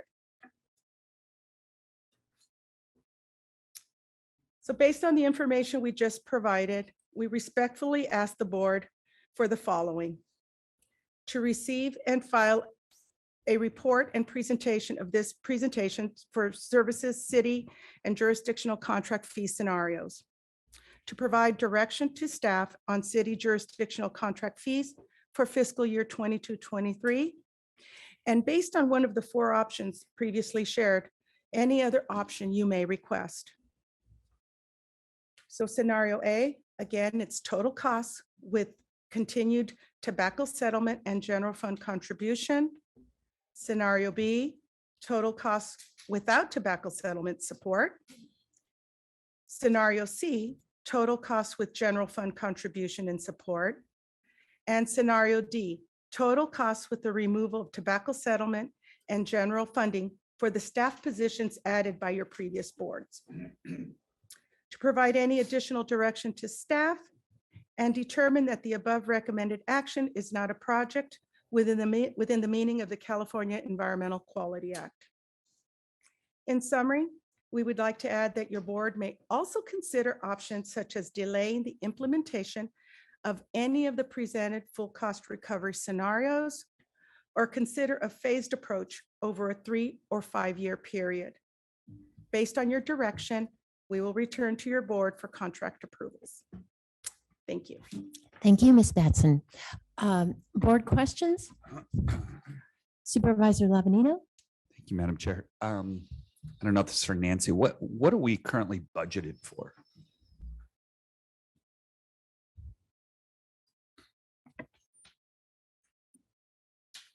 Supervisor Lavanino, through the chair, are you specifically for TSAC or? Pardon me? For, yeah, for this portion here. I mean, let's say, obviously we have different options there. Which one did we kind of plug into the mix for next year? Right, so the Animal Services Department receives about 405,000 in TSAC funds, in addition to about 274,500 in GFC. So at a minimum, scenario A would keep them from having to use fund balance, because currently, as they've indicated for 22-23, they've built their budget with a percentage of anticipation, not knowing how this conversation would go. In addition to having to use fund balance. So scenario A would at least keep them from having to use fund balance or one-time sources to do their ongoing operations. And if we did B, C, D, E, F, G, those are just going to be increases to general fund. Correct. I mean, and there would be part of that is that if GFC was to continue to go towards animal services and TSAC, they would be able to use those funds towards other things such as facility improvements, services, those types of activities in lieu of covering just the current operation costs. Thank you. Supervisor Hart. Yeah, I had a question. I don't know if it's for Ms. Anderson or CEO Miyasato. Are there policy implications for the tobacco settlement dollars versus the general fund dollars? Supervisor, we can use tobacco settlement dollars. We've used it in the past, and we currently, as Ms. Anderson said, do contribute some amount to animal services. That money, in addition, there's other money that the public health department gets of TSAC for public education, health needs, et cetera. So when you're looking at the different options, A, B, C, and D, your board, if you believe there is a public benefit for the county to subsidize with their general fund or TSAC, and we would recommend TSAC going forward, we would just need to hear that as part of the motion, that your board believes that, because one of our budget policies is we expect that user fees cover costs unless the board believes that there is a public benefit of subsidizing that, but we would request also that you give it a time limit. So if it's a subsidy for just next year, is it a subsidy for 3 years, tapering into something else to full cost? Typically, that's how we've done it in the past. That would be helpful for us to know. There is enough TSAC in their fund balance to cover the costs. If you want to either do it for 1 year, a couple of years, and I'd ask the department for their perspective on that. Thank you. Supervisor Williams. So the money in the city contracts, is some of that coming from their general funds and some of that coming from fees that they're levying on users? What's the kind of the ratio? That would be question number one. And question number two is, what has been sort of the input thus far from the cities? I'm interested, though I could probably predict, but I'm interested nonetheless. So Supervisor Williams, through the chair, I'm going to defer that question to our business manager, Stacy Covarrubias, to speak on that. Supervisor, through the chair, can you repeat the first part of that question? So, about, and this can be very rough numbers, about how much of the contract amount from these cities is coming from their general fund versus fees that their users are being charged? So I'm understanding you to ask about how they're funded. Yes. And I actually don't know how the Okay. various cities are funded. I'm sure there's some general fund, and I honestly can't answer that. And do we collect the fees that partially offsets their amount? Yes, Okay. their Board of Supervisors approved animal services fee ordinance, like adoption fees, licensing fees, that we share with the cities to help offset the full costs. And, you know, is your opinion that those fees are too low, you know, like from a perspective of, I guess, from the perspective of both, we do try to strive for cost recovery, but we want people to avail themselves of the service too, right? I mean, that unfortunately with pets, sometimes them not using the service becomes more expensive for us than them using the service. So what's, As far as the consumer fees, you're right. There's a balance there. And we hired MGT consultants to help with this. They're also working on a consumer fee analysis that we'll bring back to your board in future months.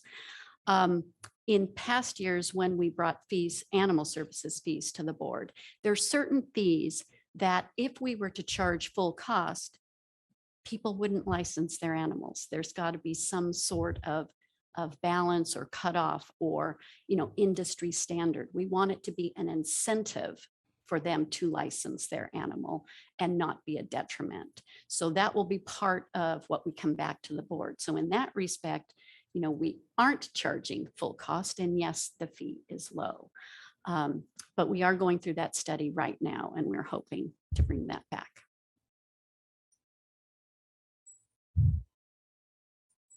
do you have any concern that some of these higher cost recovery scenarios would would tempt some of the cities to bolt from the system? Well, one woman's opinion, that's always a possibility.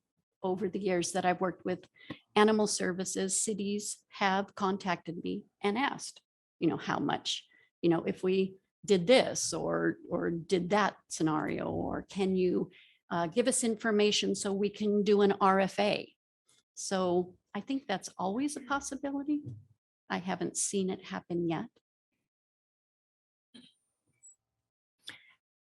So my question has to do with MGT and what kind of outreach to the cities was done during this process to explain their services and what MGT was studying.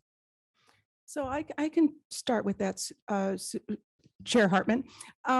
We were through Angela, our animal services director. We were connecting with our city managers, letting them know that this was up and coming ever since we met with you back in May. So there has been an ongoing conversation, but in terms of the analysis, we didn't have that much information other than our fiscal department working directly with the consultants to get that information on the operational services that were being reviewed. But there was an ongoing conversation with them as they were eager to find out what kind of cost increase they were going to anticipate for their contracts. And the licensing, adoption fees, et cetera, we split that with the cities on what basis? Stacy, do you want to answer that? Yes, Madam Chair, we also share our consumer fee revenue with the cities and jurisdictions based on population. Okay, so per capita. Yes. Okay, any other questions? I don't see any other lights right now. We have public speakers. Madam Clerk? Chair Hartman and members of the board, yes, we have 5 requests to speak on this item. And we will go to Zoom with Bernard Kelmanson to be followed by Elizabeth Reed. Bernard?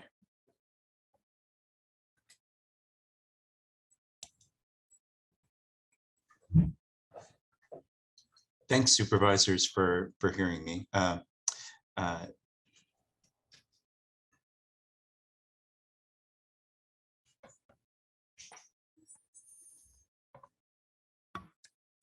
Bernard, Yes. please proceed. Okay, thank you.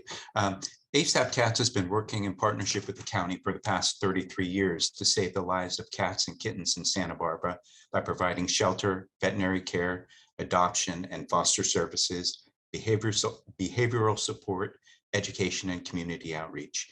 No local entity has more experience with cat care or is much invested in the welfare of cats than we do, and we seek the best outcomes for all of them who need our help. As the Board of Supervisors considers the issue of how much to charge municipalities in exchange for providing animal control and care services and how to make that process feasible within the Public Health Department budget, we at ASAP Cats want to weigh in for a decision that keeps communities around the county working with animal services to provide the best quality of care rather than looking for a bargain.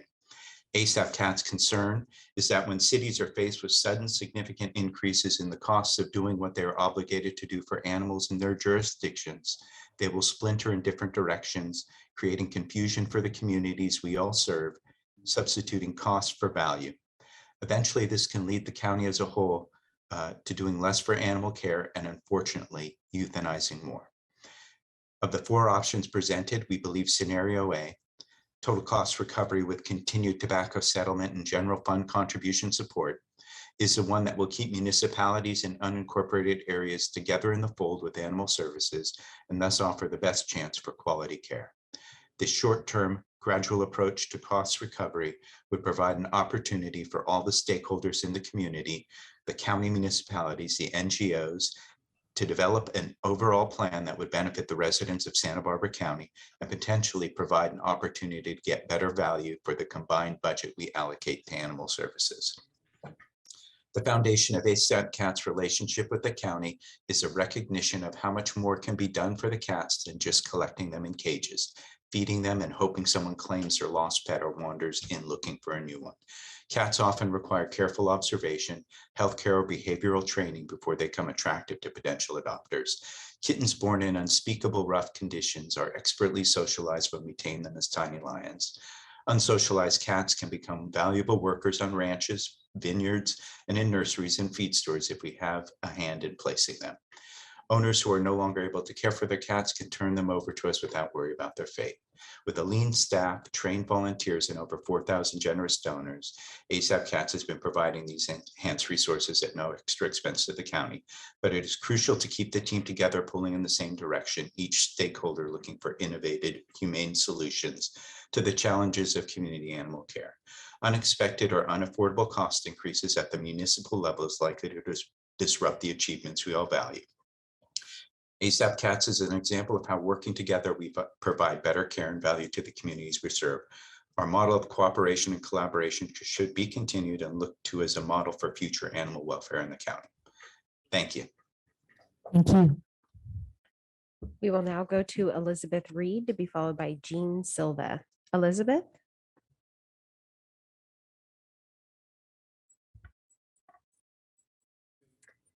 And Elizabeth, we have unmuted you on our end. If you can go ahead and unmute on your end to provide your comments.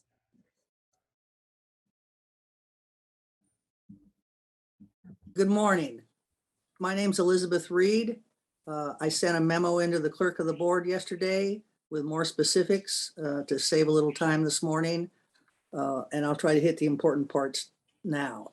I've been a very long time volunteer at the shelters. 3 of my fellow volunteers, Sally Bullis, Kim Lowell, and Ann Ashmore, have between us some 60+ years of volunteering, and have also seen the shelter at 120 dog levels down to 7. We each have enjoyed and hated being there at various times because of changes in conditions, decisions, and leadership, all affecting the animals under care. With new leadership, we have another bit of wary hope. SBCAS needs the city contracts to survive as a viable entity providing services to animals in need of protection and care. Cities and other contract holders need a safe place to care for animals in need, along with programs for countywide health requirements such as rabies control and licensing.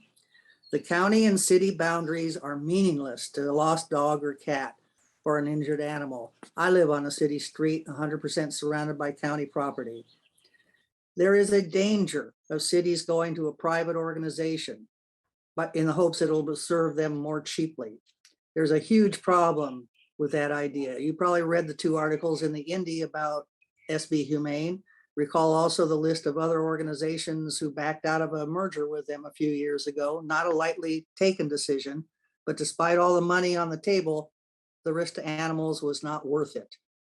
And perhaps more importantly, from your standpoint, is that you, the Board of Supervisors, would have no oversight or control over what a private organization would do with our animals. In my memo of yesterday, I laid out some ideas to improve services. To give a brief overview, Santa Barbara County Animal Services needs to be more accessible to and engaged with the community and other stakeholders. Open the doors. People want to see the animals up close to choose a new family member.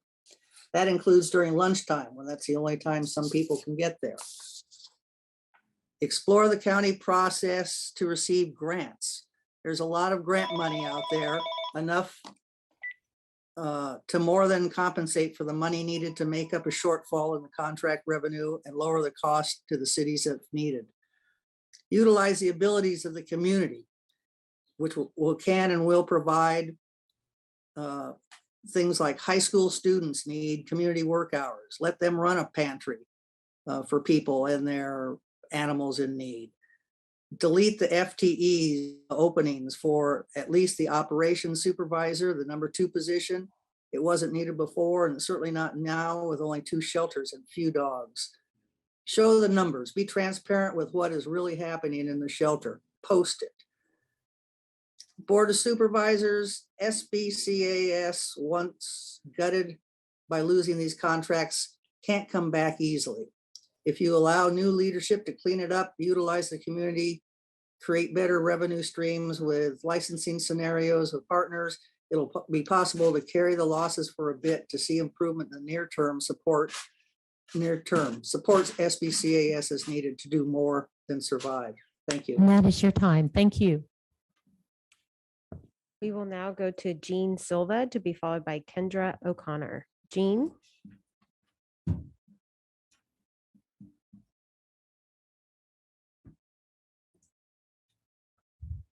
Jean Silva. I'm with Bunnies Urgently Needing Shelter. I am here to support a cost increase to the cities of no more than that offered in scenario A, as well as the recommendations in our Bunds letter for a larger, more robust volunteer program, for the restoration of services in Lompoc, and for an advisory council for the Public Health Services Director. There have been a number of changes due to COVID. The animal population has increased. The American Veterinary Association estimates that there's been a 50% increase in the number of new animals coming into clinics for services. Bunds, for the first time since we were founded in 1992, has a waiting list for service. Animal Services made some changes in their operations. They ceased intake and sheltering in Lompoc. They relied on fewer volunteers. They implemented an appointment system, and they have increased their reliance on the internet as well as self-service rehoming. Large cost increases to the cities at this point will only further disrupt services and result in additional and poorly considered changes to the larger animal care system as cities struggle to deal with the financial challenges that the cost increases would present. I would suggest that your board direct staff in 22-23 within the cost constraints of scenario A to work with the advisory council for the public health director to evaluate the needs and changes required to animal services and to reset animal services to better serve all of our communities. Thank you. Thank you. We will now go to Kendra O'Connor to be followed by Lee Heller, who is our final speaker. Kendra?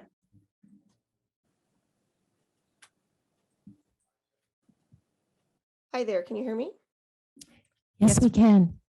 My name is Kendra Duncan O'Connor, and I'm speaking today on behalf of Bunnies Urgently Needing Shelter. I'm just going to echo what Jean previously said about situation going on at the shelter. We are an all-volunteer nonprofit organization caring for abandoned rabbits and guinea pigs in Santa Barbara County at their South County shelter. Not only do we cover daily tasks involved with caring for these animals, we cover all the veterinary costs as well. We have a strong volunteer force that provides thousands of hours each year managing animal intake, assisting the public in trapping strays, managing all adoptions, medical procedures, public visitors, feeding, cleaning, and daily exercise. Our volunteers provide community outreach, education, and counseling. Today, we urge you to choose a funding scenario that will not impact the current level of services provided at the 2 county shelters. Losing even one of these contracts is going to be a huge burden for animal services. The community just cannot afford to have any decreases in services for those dogs. Service levels have already been decreased with the shuttering of the Lompoc shelter, a skeleton crew of staff in the south, and a reduction of services in the field. We urge you to go with scenario A, as that will have the least impact on the animals existing in the shelter. And I guess that's it. Thank you. Thank you, Ms. O'Connor.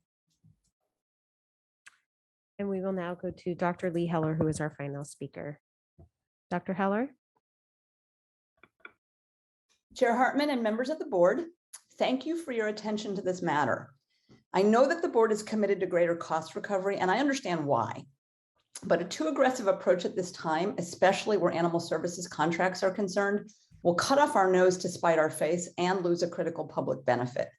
The contract cities have not recovered from the pandemic financially, as the county has. They don't have the benefit of cannabis revenue. Indeed, the city of Santa Barbara is facing a multi-million-dollar deficit and looking to make major cuts. Raising fees this year is a hardship and is all too likely to drive these contract partners to a lowballing competitor. So you might say, why do the financial challenges of the cities matter to the county? The fact is, if the county loses major contract partners and the revenue from those contracts, animal services will not be able to provide adequate services to the unincorporated areas for which the county is responsible or to remaining contract partners. It's not just a matter of reducing a kennel attendant position because there are fewer animals being impounded, for example. Sheltering and field services are spread countywide, so significant revenue reductions will result in reducing the ability of the program to provide county services countywide. It's all too likely we would have to close a second shelter, resulting in only one facility to serve a large, spread out county. Think of it in terms of what businesses are currently facing with shortages of workers. Once your restaurant is short too many waitstaff and cooks, you can't run a full-time operation. And eventually, as you lose diners and don't have the minimum income to pay salaries and buy food, you end up having to go out of business. Das, to answer your question, the Humane Society is actively seeking contracts this year. They can underbid us because they have poorly paid employees and provide inferior care, as a recent article in The Independent made clear. If the county ends up having to abandon animal services because we lose too many contract partners, county residents will not be well served by a private nonprofit with little accountability and equally little interest in using its $50 million endowment to serve the community. Recent service reductions by animal services have not helped. From refusing to take in stray cats or pick up dead animals to appointment-only services, current policies have not left a good taste in partner cities' mouths. With upcoming leadership changes, we should be able to reduce these reductions. Until then, it's a lot to ask the cities to pay more when they have been receiving less. So I ask you to direct staff to postpone cost recovery for these contracts by selecting scenario A, or to phase them in very slowly while pursuing grants and other partnership funding sources. And I volunteer to write those grant applications. Thank you. Thank you, Dr. Heller. And that concludes public comment on this item. Okay, back to the board. Any comments or questions for staff? Supervisor Williams? Well, I did this, a couple of the public commenters have raised the question of whether the department is going after grant funds. The suggestions were made, Maddie's Fund, ASPCA. Is that a, tell me about that option in it. I understand, as working in public agencies for some time, it's grant funding is hit or miss, but it does often pay off. What is what is that potential? So I can speak a little bit to that. That has been a discussion of ours, and it is something that we're interested in. And now that Dr. Lee Heller has volunteered, we'll probably utilize her services. But we have applied for some grants, and I'll defer to Angela Yates to speak to that. Supervisor Williams, through the chair. We have in fact, just this past year, been the recipient of 3 different grants, smaller grants through national organizations. I believe the total is just under 14,000. So it's small compared to what's out there. And grant funding for municipal agencies is limited and very strategic in terms of program building and collaboration. So I think that now that we're coming through the pandemic, there are definitely opportunities out there. We are all aware of the $50 million grant funding that Correct Shelter Medicine received from the state of California. We have been just the recipient of a $5,000 grant through that program, and the hopes that that's going to open up an avenue for a lot of funding for California shelters. Supervisor Hart? Yeah, I think that I agree with many of the public commenters about the critical importance of keeping the system together. I think that is something that we all need to keep at the top of our minds, because we've seen other instances where collaborative government partnerships have evaporated as folks try to save money at their own individual level. But some of the statements that folks made about the fiscal condition of cities is not consistent for each of the cities. I mean, there certainly is a situation in the city of Santa Barbara where the fiscal deficit, but I don't know that that's the case in any of the other cities that we're looking at. I know the city of Santa Maria was able to financially afford to give additional support to their employees as a result of the COVID-19 pandemic. That's pretty significant. So I don't know if there's a one-size-fits-all solution to this. I think the idea of having full cost recovery is an important principle, particularly if that results in us being able to make more investments in the department. You know, I don't think this is an exercise to help our general fund as much as it is a way to recover costs and reinvest in the system so that it's better and serves more animals and more people and more communities. So I'm intrigued at the idea of, you know, going down the path toward reducing the general fund contribution. Don't want to have such a big impact on everybody in 1 year. We'd like to see that phased over time so that we can maintain the partnerships, continue the collaboration with the cities. But maybe there's a way to look at the specific impact to the city of Santa Barbara in a different way, or to at least, understand the fiscal situation that each of the cities faces. I was intrigued by Supervisor Williams' question about, what is going on at the city level? What do they charge? What services they provide? What financial supports they provide? This equation might be helpful to have that information as part of another conversation. Supervisor Williams. Well, philosophically, I am usually exactly where Supervisor Hart is with trying to reduce, the dependence on general fund for services that should have some cost recovery either from the contract or from the users. And maybe we should, head that direction. But my feeling is that we should be heading there gradually, because I think, cities need to have the signal that we regard them as a valued partner. And so I think, first of all, we should definitely not move towards scenario D. And I guess I would argue for something between scenario A and scenario C, but at least in the first phasing closer to scenario A. I don't quite understand why we would reduce the fees on some jurisdictions as articulated in scenario A, if our goal is going towards cost recovery at some point. But I would just say that the under scenario C, there's 20.8, an average 20.8% increase to the contract amount. So as Supervisor Hart articulated, anything we do, I would say would need to be phased at a lower amount. So maybe something that is close to a 7% average increase, is better, and will signal to our partners that we do need to get better cost recovery, but that we value their participation and their partnership, and want the system to stay whole. I also just want to make a point about the value of volunteer programs. I've spent a significant amount of my career building volunteer programs, and they're a pain in the butt, but they are amazingly powerful at the same time, right? I mean, they take a lot of work.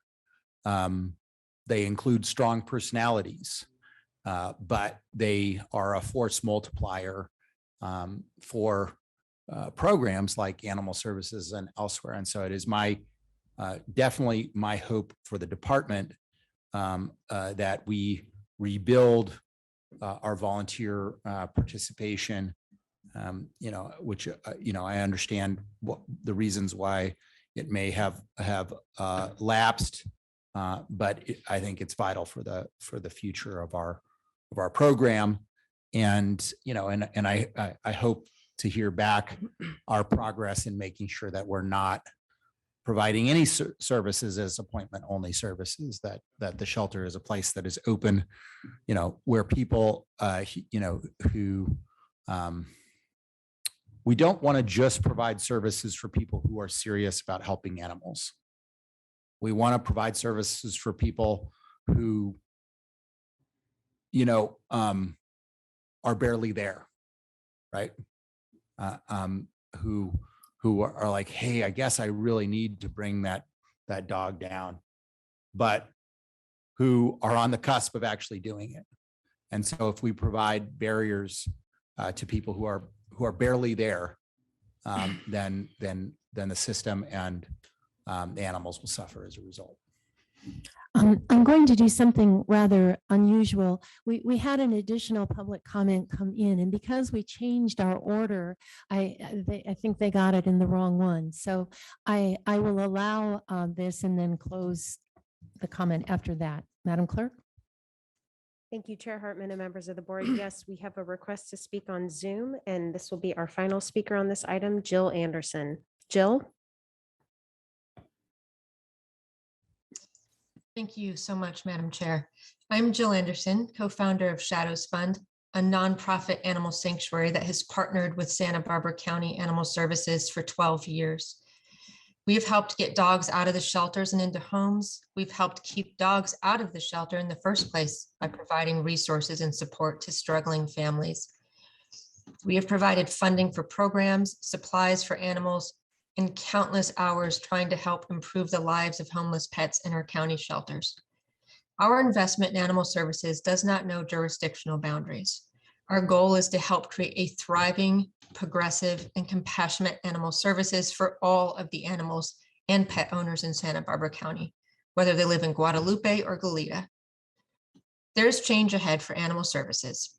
We will have a new director in the coming months, and as the pandemic eases its grip on all of us, the community needs animal services to be ready to provide a cohesive and robust service. Forcing cities to make tough choices by raising their costs will achieve exactly the opposite. It would lead to a disjointed animal services program and a staggering decline in services. Let's not steer toward that course. I understand that the board must look at where and how to recover costs to meet the financial needs of animal services, but I would urge you to reconsider raising costs for cities at this time. As we come out of 2 years of some of the most challenging times we've faced as a community, now is not the time to ask more from cities who are already struggling. It's time to hold a steady course, galvanize our partners and our stakeholders, and look at how we can move forward together to meet these needs. Thank you. Thank you. So with that, we close public comment altogether on this item, and Supervisor Lavanino. Thank you, Madam Chair. So I guess I need help with in A. I'm also concerned about why are some going down? Explain that to me a little bit better. Okay, Supervisor Lavanino, I will allow for Stacy to explain that. Supervisor, through the chair, when MGT gave us this report, that was one of the first things I noticed as well. And the reason some are going up and some are going down as we realign this base is because back in 16, 17, 17, 18, all our full service cities had the same per capita. I don't recall what it is, let's say $7. They entered into 2-year agreements with a factor of some sort of cost of living.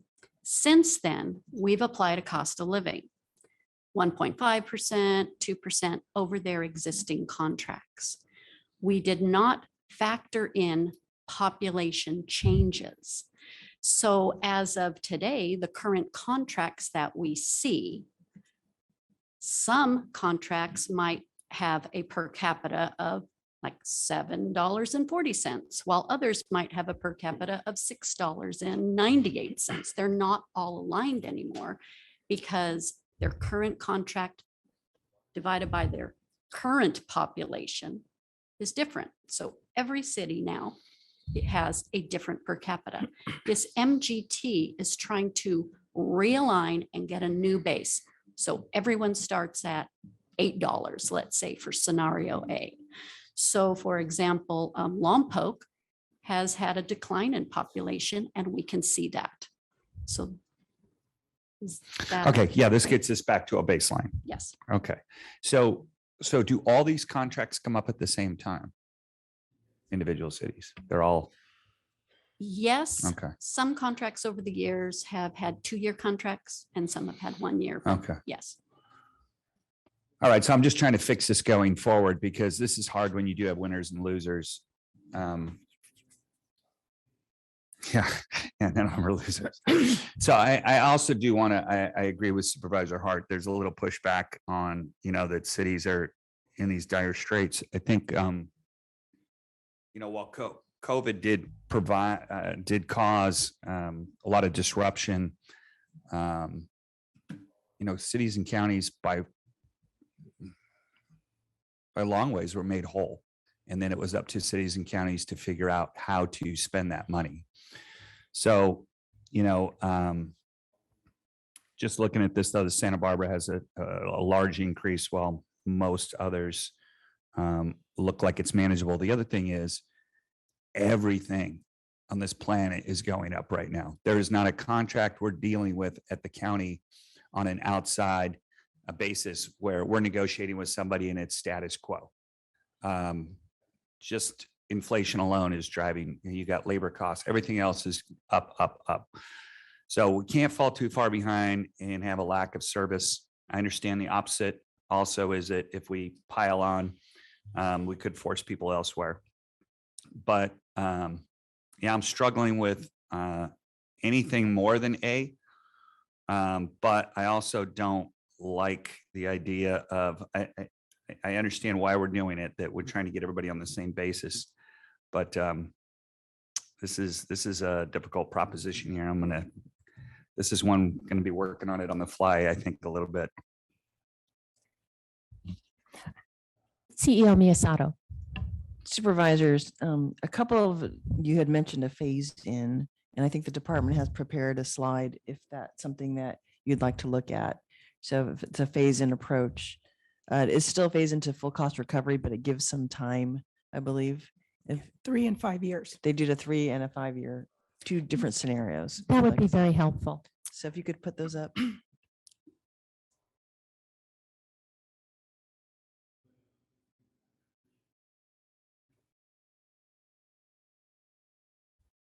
Supervisor, so the department would need to, we would need to put that online. So if we could just take a moment.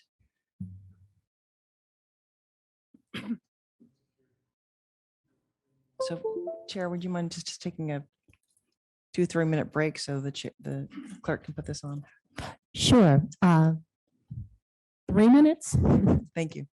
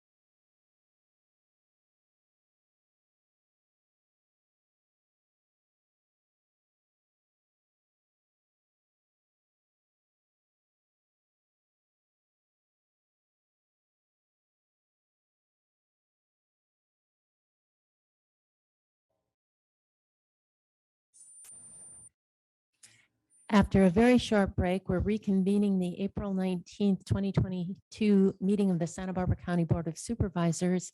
And we are hearing an item on animal services and about to have Ms. Batson explain a chart to us. All right. Chair Hartman and members of the board, as requested, we are prepared to share with you what a phased-in approach would look like for a 3 and 5 year phase-in. Stacy Covarrubias, our business manager, will walk us through, as an example, total costs without general fund. So this one would be with TSAC settlement dollars contributed to the allocation. So there you go. I'll turn it over to Stacy Covarrubias. Thank you. Madam Chair, members of the board, a previous board had to rule on something similar to this many years ago, and they opted for a 4-year phase-in. And knowing that past practice, we felt like we needed to have something to share with you in case that came up again. So on the screen is scenario C, which is without general fund support. And so that column that says scenario C in blue, that's titled in blue, shows the 20% increase of $418,000. So that first chart across the top is dividing that 418,000 into 3 years. So the first year would be an increase of $139,000. Each year would increase by $139,000, and this would be in that orangish section. And I've also added a factor for CPI. This just happened to be 2.5%. I'm matching it to the union MOUs just to illustrate what it could be. So each year increases by the 139,000 plus a 2.5% increase. On the far right-hand column, it shows at the end of the 3 years, the jurisdictions would be paying $537,000 with the CPI of 119. So instead of paying 418,000 all in 1 year, it would be over 3 years, they would end up paying 537,000. The same concept for the bottom graph, which is a 5-year approach. Year 1 would be $83,000. Each year would add another 83,000 plus a CPI increase. At the end of the 5 years, it would be 657,000 for all jurisdictions, and the CPI would add an additional $238,000. And just for clarification, that is without general fund, but with the tobacco settlement money? That's correct. Supervisor Williams? Well, I given that that I heard some inkling towards this item C with a phase in, I suppose I could support a long phase in, a 5-year phase in. But I need to understand the methodology just a little bit more. You're saying it was because of population. Is that population of pets or people? People. Okay. And what is the base year? The base year is for population is January 21. When the Department of Finance publishes their population, they usually do it around May of every year. No, but the outdated formula we have now, what's the base year? The base year is around 17. That's really interesting, right? Yeah, Because okay, yeah. these numbers don't make sense from that perspective, because Goleta has been the highest population increase on the South Coast, not the city of Santa Barbara. So according to what I heard would be the methodology, you would have the places that had the grew in population the most would have the largest change percentage-wise. That is not the city of Santa Barbara. I mean, I wish it was true, because we need more housing in the city of Santa Barbara, but that consistently in all these numbers, that would be the jurisdiction that the change was the largest. Therefore, according to what I'm hearing, the population increase would be the largest. It is not the fastest growing population in the county, not by a long shot. So what, can you explain that? I can. Supervisor, through the chair. When MGT gave us this report, that was the other thing I looked into, because you're absolutely right. The city of Santa Barbara does not participate in full costs. They only participate in sheltering services. Sheltering services costs more than field services. And when we share our revenue, for example, our licensing revenue, we do not share that revenue with the city of Santa Barbara because they do their own field costs and they do their own licensing program. So as our license revenue increases and we get more dogs licensed, Santa Barbara doesn't participate in that. They participate in adoption revenue, but not licensing. So besides the population, they're not getting benefit of what other cities are getting because of their full cost services. Well, I haven't had a chance to weigh in yet, and I'm not sure which of these formulas. I'm still thinking about that, but I am very much persuaded by what some of the commenters had to say about the county having some oversight and control and how valuable that is, and the need to keep integrity for an overall system, how important that is both to consumers or animal owners or residents in our county. I think jurisdiction doesn't make a lot of sense. I also think we cannot overestimate the value of volunteer services and these nonprofit organizations that are raising a lot of money on their own to help service our animals. In addition, we've seen, the last 2 years have been with COVID have really affected animal services and how we deliver services. And exactly what it's going to look like going forward isn't altogether clear. And I have had 2 cities come to me and say that in this process, they didn't feel there was enough visibility or enough opportunity to interact. And again, the cost increases go at a time during COVID that's very atypical for the kind of animal services. So all of that to me suggests that we want to hold this together. And I actually think a 5-year period would be preferable to move to this, to be more gradual. I think there's tremendous value in keeping the system integrated, keeping the system whole. And so that's why I'm supportive of the 5-year phase-in. Supervisor Lavanino? Thank you. And I lean towards that also. But what I'm curious about is how do we lock in our partners over that 5 years so that we don't kind of cut them a break for 1 or 2 years on costs, and then we lose a Santa Maria or a Santa Barbara or somebody, and we don't realize the value through the 5-year build-in? Can we have a longer term contract? That's a great question. Well, we can certainly ask for a long-term contract, but I guess there would be no guarantees that they would go elsewhere for services, but that is what we would do. We would contract with them for the 5-year phase-in process. And then they can see what the costs, it won't be a surprise. CEO Miyasato, did you have something to add?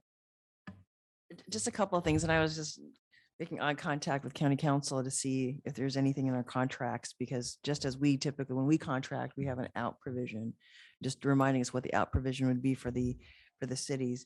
But I just want to clarify we're looking at scenario C, which is the costs with TSAC in it and over a 5-year period. But these are to get the cities to full cost recovery, to give a path. But in the year 5, our costs may be different than what we show here. So I just want to be clear with the board. This is an example of what we would try to do to achieve, but we may have different costs at that time. This includes a CPI adjuster, which is good. So it's an approximate of what we believe today, but I just want to make sure people are aware of that. So we may want to negotiate again. We don't know. So I was just gonna ask county council anything about the contract term.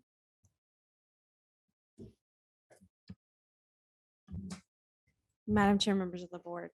So our typical contracts allow either party to terminate within a certain period of time. So we could lengthen that a little bit, but it's difficult just sitting here right now to recommend not having a termination for either side for 5 years. Supervisor Lavanino and then Hart. Thank you. And I understand they could get out. What I'm trying to talk about is, as we talk to our city partners on this, is, to kind of look at, we kind of need you on board for the entire 5 years. And in order to get that, if you guys are willing to do that, I think we just need to go in with our eyes open that, if we start getting pushback on any increase, then maybe we have to revisit looking at a different option. But what I'm trying to do is, let's walk down this path together as partners.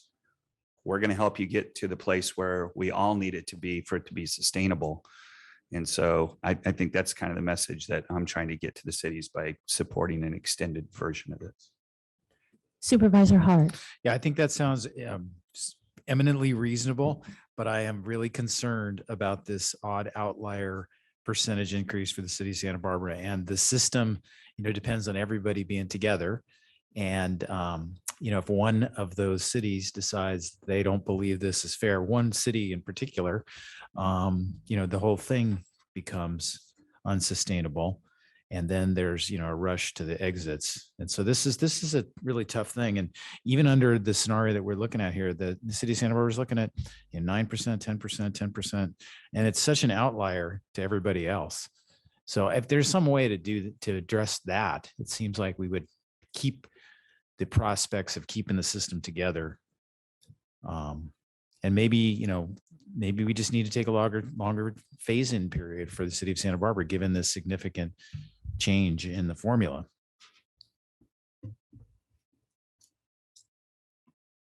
CEO Ms. Misato. Supervisors, I'm here with our budget director, as you know, Nancy Anderson. We're looking at the costs, and because Santa Barbara, we provide sheltering services for the city of Santa Barbara, not the animal control field work. I mean, we would hate to lose anyone as a partner, but I think it would be manageable. It's just, we would be having to adapt as well. I'm not saying that we don't want them as a partner, but the way the department has put this out, I mean, we would bring that to your board. Again, it's your direction. We'll gladly follow in any of these scenarios, but I think I don't want to not adhere to the consultant's sort of recommendation on cost increases, because we want to have a sound and logical process. Supervisor Williams. Well, I mean, another approach here would be simply to do a phase in of, say, scenario C, but articulate what a max yearly percentage increase would be in our cost recovery. Meaning we could just say that, look, no jurisdiction will have more than an 8% increase in 1 year. And of course, that means we'd have to swallow the remainder, but it would be, I do think that it sounds to me like this is not an accident, but a happenstance of the fact that our cost recovery model through the licensing is not shared in the sheltering parts of the service, even though the sheltering part of the service is relevant, right? And so the city of Santa Barbara does not benefit from that small portion. And so that's what makes this look a lot bigger. So I think is an argument for capping a yearly increase, that across the board. Of course, that just simply means that they would not be, I guess they would still be somewhat penalized by not being part of of our other services, but they would not be unduly penalized for that. And supervisors, I mean, I don't think we're going to change the formula unless directed so, but the fact that they don't share in that revenue, if you changed that, that means that other jurisdictions would suffer. So you just have to keep that in mind. Supervisor Lavanino. Thank you. And that's what I was going to bring up. I understand, that somebody's Santa Barbara, you feel like is getting singled out. But if we go back and we do single them out, then I'm going to hear about it from my jurisdiction. So I'm prepared to move forward with a 5-year phase in of option C as presented. But it would be really hard for me to support anything where we kind of singled a specific city out, because then I'm going to get, then I lose support on my end. And so I think we all kind of have to, I guess the time to look at this maybe was when we came up with the methodology. Well, we didn't, but the outside organization did, but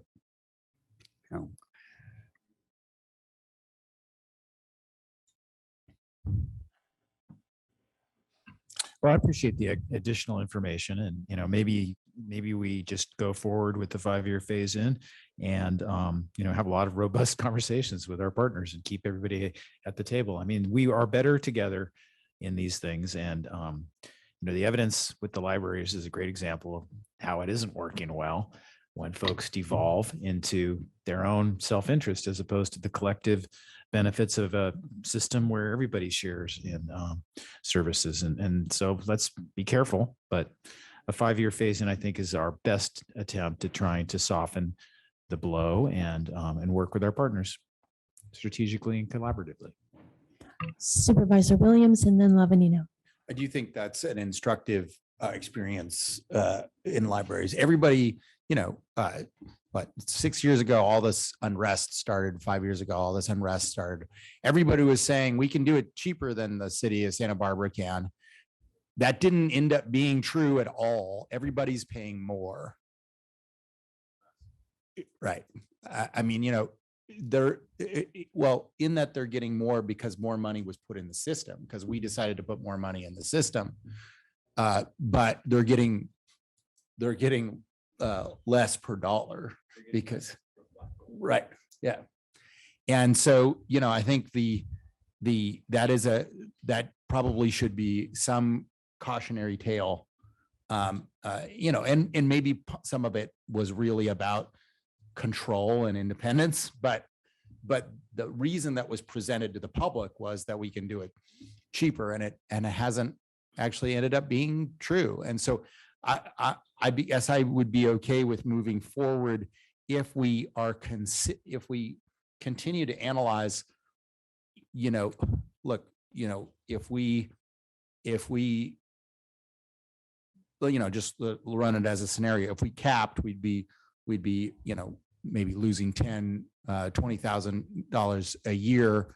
But if we lose the economies of the scale to shelter, what do we lose a lot more than that, right?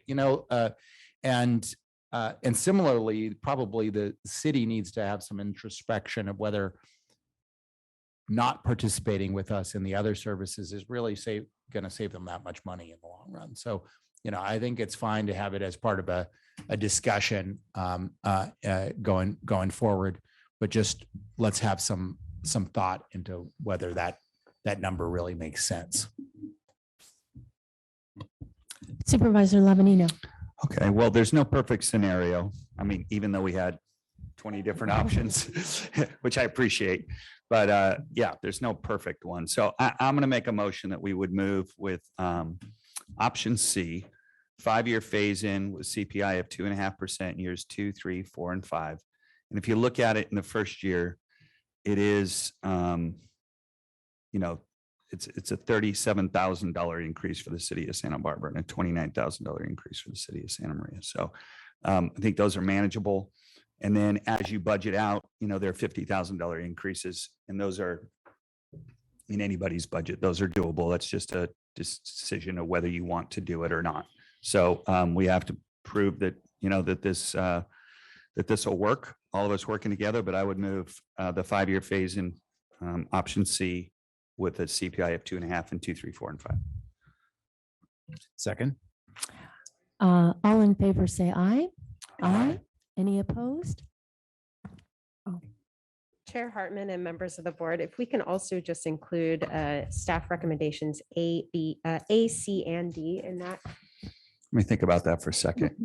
Yeah, I'll go ahead and do that. And I think that was the understanding when he made the motion, so he doesn't have to make another. Thank you, And I Madam mean, Clerk. you know, let me just ask while we're here, does this, I mean, is this moving forward? Does that include that we're going to build back up the volunteer program? I mean, is that in the scope of work? and Yes, in the plan? Supervisor Williams, through the chair, this is a priority for us. It has been a priority for us, unfortunately, because of the pandemic. We just didn't have, for all the restrictions, have the means of doing so. But we recognize the value and the importance of having a volunteer program, and we intend to make it one of the most robust ever. Thanks, Paige. And the advisory council, I'm very Yes, supportive of we that are, idea as well. Our director has promised that we would have it in place hopefully by the end of the month. So as soon as she returns, we are going to eagerly get after that. Thank you, Ms. Batson. Supervisor Hart? No. Oh, all right, that does it. And we're turning to item number 2, departmental item number 2. And Madam Clerk, would you read that into the record, please? Chair Hartman and members of the board, departmental item number 2 is from the Community Services Department.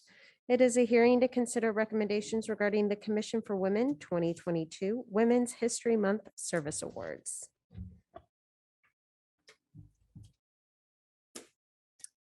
And is Mr. Chapchin, he's on Zoom. Good afternoon, Chair Hartman and members of the board. It's my pleasure to introduce to you the Chair of the Women's Commission, Allison Wales. It's been a pleasure working with the Women's Commission in honoring the 5 women that you'll get to see today and their contributions to our society. So with that, I will introduce Allison Wales. Hello, Ms. Wales. Thank you for being here and waiting all morning to be here. It's been a fascinating time. Thank you so much. So yes, I guess I'll say not good morning, but good afternoon at this point in time. After I finish the quick introduction of our award recipients, we have a small video with them actually thanking all of you. So I'm so happy to be here this afternoon to introduce some really remarkable women who we are honoring with the Commission for Women's Annual Service Awards, as well as your choices as well. Being the chair of this commission, I feel that I can be a bit biased and state that women in all facets of our lives are the proverbial single thread that holds us together at our weakest point and actually make us even stronger at our strongest union. These women that I am about to introduce are tenacious and compassionate, focused, and continually strive to make their part of our community just a little bit stronger, healthier, informed, and perhaps healed from the inequalities that life can throw at a person. The commission is proud, along with all the individual supervisors here, to recognize, honor, and celebrate their achievement of these women and the organizations that they represent. So from the 1st district, we have Teresa Alvarez. Teresa, and I know Teresa, she's awesome.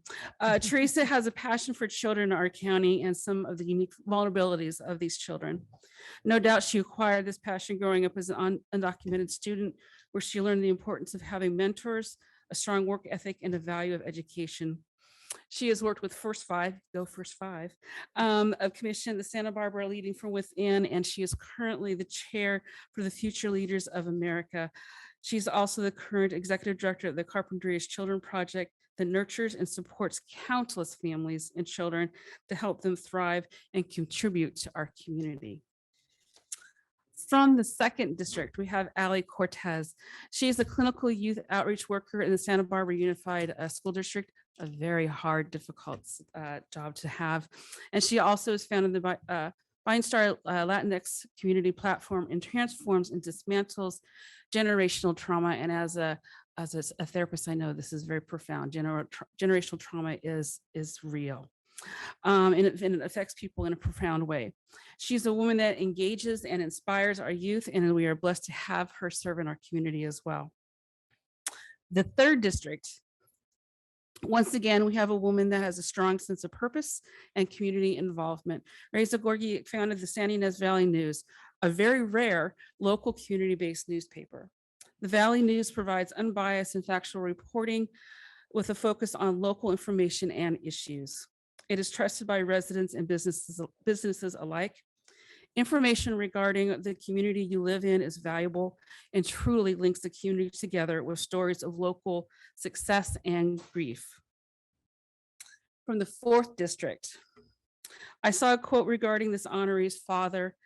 She stated at one time, "He taught me the value of food through his love of farming and hard work."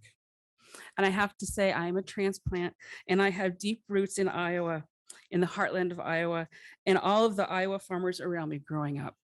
So with that, I really do get her commitment and belief. So we honor Mary Marinville, who is the founder and CEO of CEG. She has saw the need to educate our children and perhaps some adults to understand the connection between our food and where it comes from.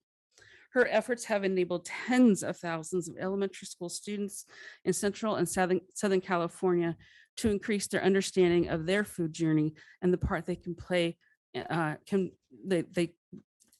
part they can play with it. From the 5th District, we honor LaWanda Lyons Pruitt. Oh my goodness, that woman is everywhere. Personally, I think LaWanda is everywhere at every meeting, everywhere, fighting for educating injustice, equality, and racial bias. She began her career with Santa Barbara County in 1979, eventually becoming the first African-American woman in California to serve as the chief investigator of a public defender's office. Since retiring, she has become even more of a driving force within our community than ever before. She is currently the president of the Santa Maria and Lompoc chapter of the National Association of Advancement of Colored People for over 14 years. Recently, she was an advocate in educating the community regarding COVID-19 vaccinations, and that work was well received. So what we have here is hard work, compassion, education, tenacity, insight, community, and passion are the common threads these women have woven in our county to make it stronger, healthier, and we are proud to honor them. So with that, I thank you for your continued support for the commission. And due to a recent grant, you will soon hear more of us. We look forward to working even harder coming this year with an additional 4 in-person Women Speak Up events to learn more about the needs of our local women veterans, as well as educate and encourage more women to become involved on commissions and boards in our county. Who knows? Perhaps we will find a golden thread we were not aware of that is in our midst. So thank you with that. Thank you. Would any board members like to say anything? Supervisor Hart. Yeah, always look forward to this event, and these fantastic women deserve our recognition and encouragement for their tremendous work for the community. Thank you for your service. You. We appreciate it deeply. And I also wanted just to take this opportunity to thank Suzanne Peck for her service on the commission. Her term is coming up relatively soon, and just very, very grateful for all the work and the contributions she's made to the commission and to the 2nd District. Supervisor Williams. Well, number one, I want to appreciate the poetic presentation today. I thought that was almost lyrical, and the golden thread is present in my mind. And we do have some golden examples here today. And I just especially want to thank Teresa Alvarez for her contribution in addressing, good educational outcomes and social outcomes for our kids. It should be painfully obvious to us as we see the news in Ukraine that children pay for the sins of adults. And there it's so obvious. It's the sins of one man and the folks who have gone along with them. But we are not immune from that phenomena. Our mistakes, our sins are different, though. Here in Santa Barbara County, children pay for the sin of poverty and for our unwillingness to build adequate housing where they can live and thrive. They pay for our, if we don't resource education and educational programs enough. And her work to mitigate and address that is very much needed. Supervisor Lavanina. Thank you, Madam Chair. Well, I get LaWanda Lyons Pruitt, so I've got the all-star. You know, they say leaders test leadership when you're in the middle of a crisis. I saw a quote that said, "Rough waters are truer tests of leadership. In calm water, every ship has a good captain." And so as the leader of the NAACP, LaWanda stepped up when the waters were the roughest. I feel she's effective because she understands addressing issues like racism and implied bias works best when you focus on educating people and finding common ground to build on. And LaWanda is a hero of mine. So I can't wait to see the video. I think we all claim LaWanda. Yeah. Well, she is everywhere. So she Well, I did want to just say a word about Raisa Georgie. She really understands the value of community journalism, and that is failing all around us as the business model has changed. And so it took a tremendous entrepreneurial spirit for her to launch out in the day of social media and other alternative ways. And I know I always looked every week to see what she featured, because her articles were longer and more in depth, and she really is a gifted journalist. And the Women's Commission is really one of our most active commissions, and you're always really finding important work to do and bringing that back to the board, and your listening sessions around the county are really extraordinary. And so I just thank you, Allison, for chairing it. It's a big job because they are so active, and all the members of the commission who really throw their hearts and souls into this work. Thank you. Thank you. Okay. So that is the last item before, sorry.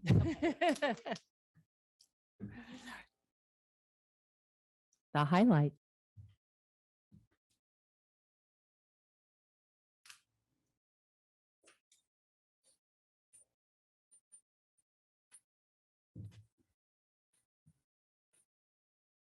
I'm honored to have been nominated to receive this service award alongside other wonderful women in our community. Thank you to the Santa Barbara Commission for Women and Supervisor Doss Williams. This was truly unexpected. I take great pride in being able to give back to the community through my service as ED of CCP, board member of Future Leaders of America, and founder of Santa Barbara Latino Giving Circle. The passion I have for the work I do at the Carpenter Children's Project and the other organizations that I serve stems from my own personal experiences growing up as an immigrant in California. My family benefited from the numerous programs and services that were offered, such as food banks, parenting classes, and English classes. I know the differences those services made in mine and my sister's life, and I'm proud that we can offer the same type of support for our families in Carpinteria. Alongside the wonderful team at CCP, our volunteers, donors, and board members, we're able to tune into the needs of the community and address those needs and help children succeed. Additionally, as a working mom of 2 under the age of 4, I know firsthand how important it is to have quality child care available so that my husband and I can work and continue to live in this beautiful city. We work hard at CCP to ensure that the children in our care are thriving, that their families are healthy and strong, and that our care is affordable for those who need the additional support. With so much gratitude for this award, again, thank you.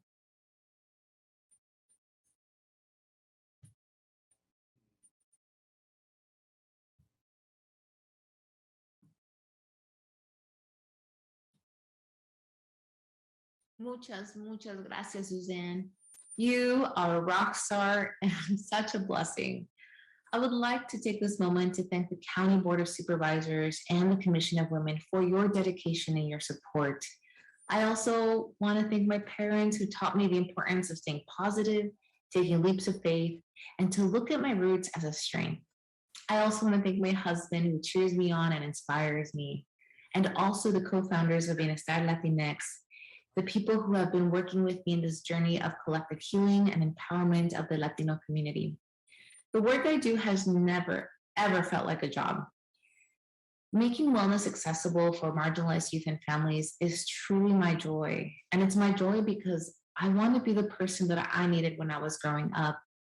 The world is definitely transforming before our very eyes, and we have heavy hearts. But one way to make hope a regenerative energy source is to remember that each one of us plays a very, very important role. We all can be part of the impact by creating more spaces where people feel that they belong, that they are heard and treated with dignity. And that will have a long-lasting effect in collective and generational healing. Si se puede, mi bella gente. Thank you so much for the honor.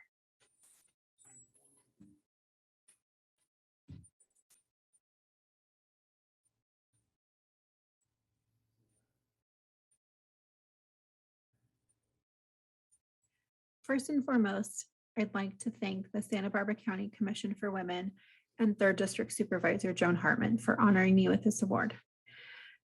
As the founder of the San Ynez Valley Star and outgoing publisher, this is a great way to wrap up my career.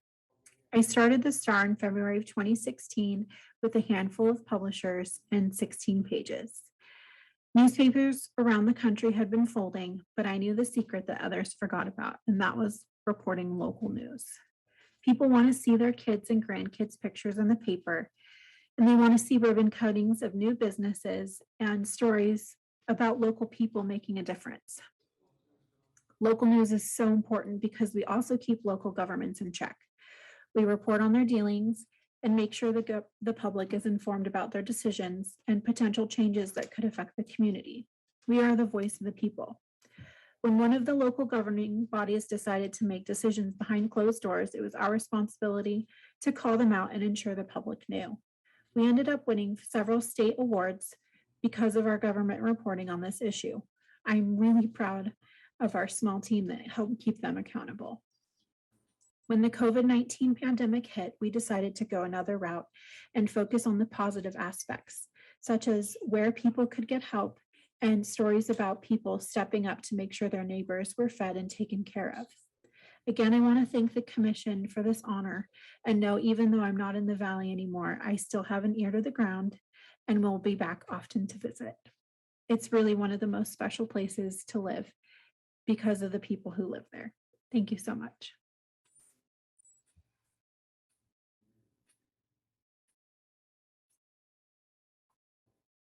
I'd like to express my deepest gratitude to the Santa Barbara County Commission for Women and the Office of Supervisor Bob Nelson for recognizing SEAG, Students for Eco-Education and Agriculture's contributions. Our mission is to educate students and the greater community about the farm origins of our food and agriculture's contribution to our nutritional well-being. Since 2008, we've educated over 100,000 students and community members to appreciate our local growers, farm workers, and the farmland that sustains us all through our youth education programs and Santa Barbara County Farm Day. I am the daughter of a dairy farm worker from upstate New York, and he would be so proud of all that SEAG has accomplished in his memory, especially this award. On behalf of my board of directors, my team at the barn, local growers, and especially the students who benefit from our programming, thank you for recognizing our work in the county. It means so much to me and my team.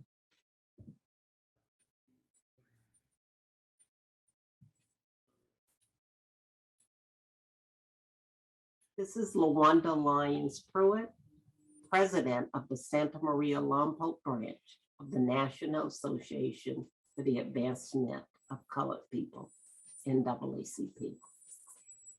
I would like to thank the Women's Commission and Supervisor Steve Lavanino for this honor. To whom much is given, much is expected. And I submit to you that much has been given. I proudly stand on the shoulders of ancestors who paved the way and made the ultimate sacrifice. for instilling in a young girl from very humble beginnings in Mississippi to be bold and courageous, to speak up and speak out, to do something, say something, to stand up for what I truly believe.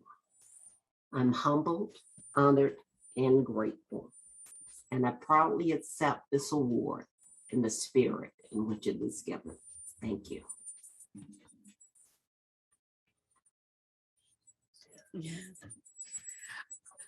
I just like to take a second and thank fellow Commissioner Peralta for putting the video together. And more importantly, since Ava's here, bless this woman. She is amazing as a support staff. So thank you for being here and helping us throughout everything. Thank you. Thank you very much. All right, with that, and it was terrific to see those videos. Thank you so much for bringing everybody here into the room through those. It was really special. With that, then we're ready to recess. Approves. Oh, we need a motion. I'll make a motion to receive Thank and you. file and follow staff's recommendation. Yes, thank you. Need a second. Second. All in favor, say aye. Aye. Aye. Any opposed? Passes unanimously. Now on to what's happening at closed session. County Council.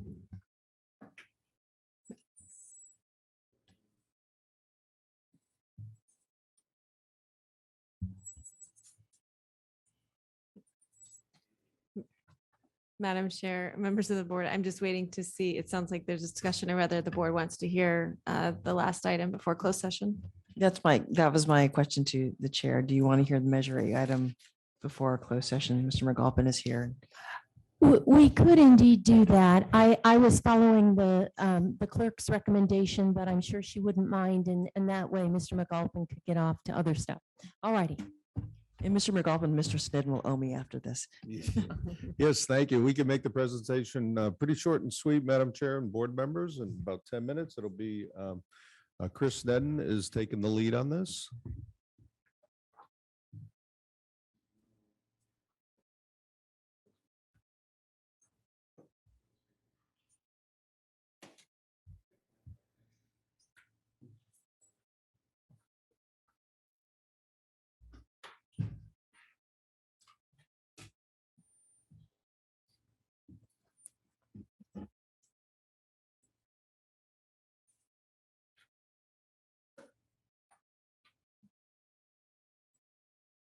Mr. Snedden. And Madam Oh, Chair, members of the read it board, into if I the could record. read that into the record, yes. Departmental item number 3 is from the Public Works Department. It is a hearing to consider recommendations regarding the Measure A program of projects for fiscal years 2022 through 2023 and 2026 through 2027. Yeah, Mr. Snedden. Good morning, or I guess early afternoon. Chris N, Public Works Transportation. And yes, we're here to talk about the Measure A program of projects for the next 5 years. We'll be going over the 3 categories of work that we do that include Measure A, and then look at a funding snapshot of how those are funded. Then I have Mustafa Staji here, who runs our asset management team, that's going to talk about the current state of the transportation network, and we'll finish with recommendations. The 3 basic categories of work that we do are operations, deferred maintenance, and grant-funded CIPs and programs. We do a lot of things under operations, so I won't go into these too much. You saw those last week at the budget workshops. Just wanted to remind you that we also, in addition to all the roadway work, we're doing permits, permit enforcement, development review, design, traffic engineering, and construction as well. Deferred maintenance is, as we went over last week also, is the big work we do to restore the infrastructure to like new condition. That's important work that's done. And then grants and programs, which are where we really focus on leveraging our funding to bring in grants and work with the program systems to leverage any kind of funding that we can to get more work done. In terms of the funding snapshot, for operations and deferred maintenance, which are our core services, most of the funding, the way it's distributed is determined by either federal or state guidelines or regional guidelines, and then through policies of your board set the use of funding for operations versus deferred maintenance funding. We do have a ongoing deficit in both operations and deferred maintenance. So the deferred maintenance number you see at the bottom there is what we presented at the budget workshops, which is for the gap for pavement funding to try and hold the PCI or improve the PCI. And then, about $6 million a year of Measure A is going to the operational group that we mentioned. And then for programs and grants, again, like I said, we try to really leverage money as much as possible.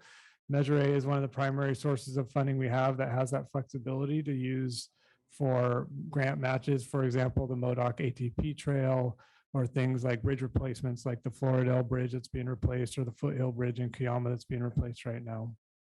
It also serves programs like Easy Lift and Dial-A-Ride and transit services and bicycle and pedestrian outreach through SB Bike and Coast and things like that.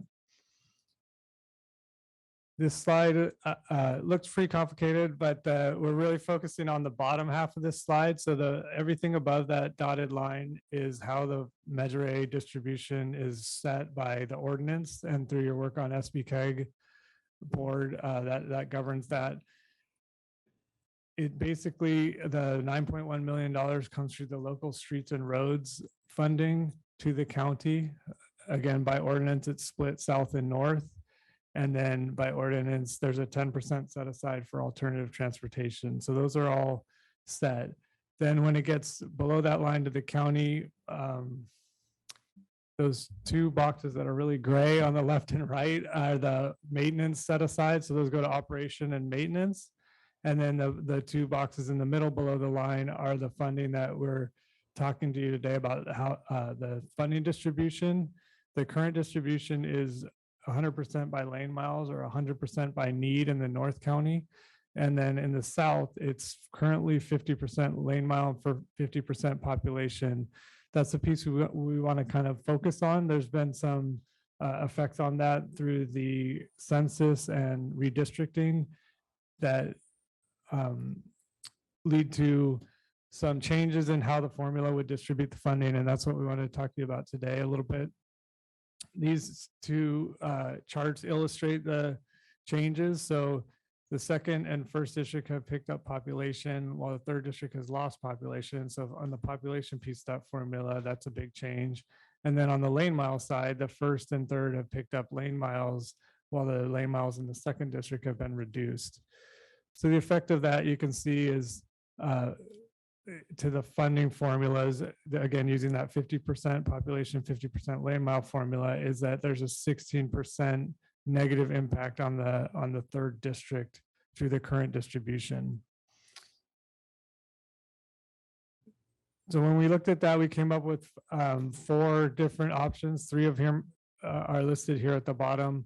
One would be to continue with the existing 50% population, 50% lane mile formula, which has that 16% disparity in it.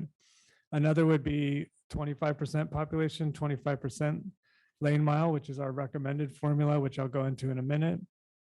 Or there's the standard lane mile, strictly distributing the funding by need, which is how it's done in the North County. A fourth option would be to have no distribution. It's not a requirement to have a distribution. If that were the option that was chosen, we would use it again for leveraging for grant funds and just putting the money where we can get the most bang for the buck out of it, and then working over the 5-year program of projects to make sure that we have geographic equity as we're applying it for grants and things like that. The reason we're recommending the 25% population, 75% lane mile is because the second district, although it's getting a reduction in lane miles, the infrastructure is more urban. There's a lot of hardscape, high volume roads, trees, mature trees and landscaping and things like that do make it more expensive to maintain the roads that are in the second district particularly with IV being picked up. And so we feel like this is kind of an equitable way for distribution of the funding. And that's why we chose it as a recommendation. With that, I'm going to turn it over to Mustafa Staji. He's our asset management team leader, and he's going to walk you through the current state of the system as it stands. Thanks, Chris. Good afternoon, and thank you for the time. So I just want to switch gears a little bit and talk about what is the most updated version of the estimates that we have in the backlog. So again, tracking 5 main assets that we have in Public Works Transportation Division, we are looking at a total backlog of $294 million as of now. And there's a slight reduction compared to last year that we were able to see in the total backlog. The main contribution is actually a significant decrease in pavement backlog. And now we're looking at $134 million in our pavement asset backlog. I'll get into more details about pavement asset in a few slides, but focusing on other assets, no significant changes in our bridges and slight increases in hardscape, drainage, and traffic, which again, like if you look at the proportions of the backlog that we have, the contribution is mostly coming from pavement assets. I just wanted to highlight what the team or I would say multiple teams in Transportation Division have been working on delivering all these roadmap projects.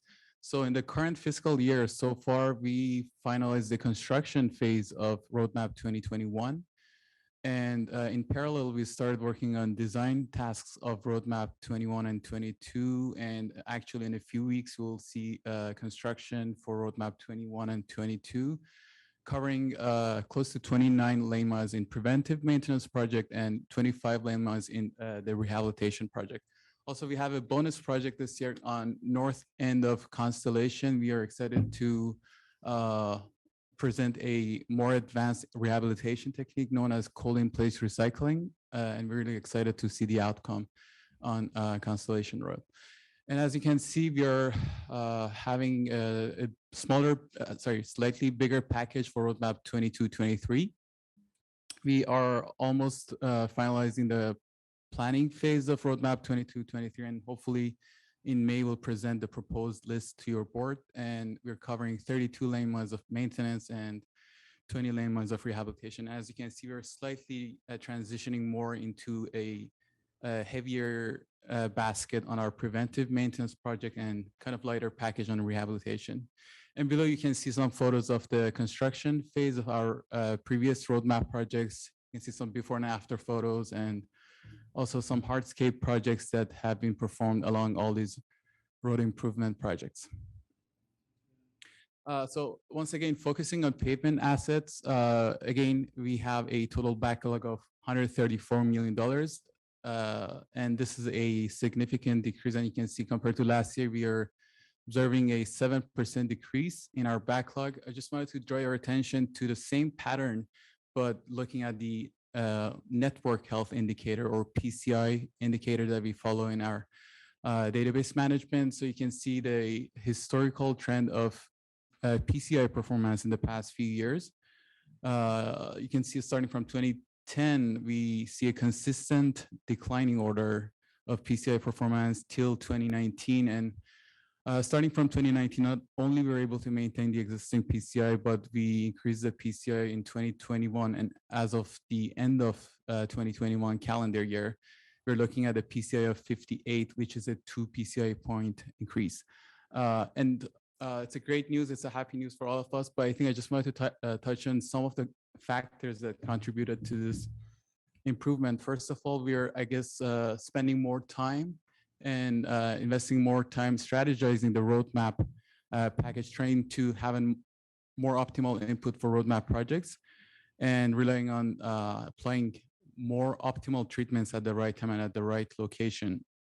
That's one factor. And also, I think Chris mentioned last week in the budget workshops that we are trying to have more, or I would say bigger preventive maintenance package, which helps us to cover more lane miles with cheaper treatments and at the same time avoid extra expenses that will be caused if we don't do any maintenance on those good condition roads. And last but not the least, your generous support and funding that has been allocated to roadmap projects. It's, I think, trivial to say that without money, we wouldn't be able to see all these improvements in the network.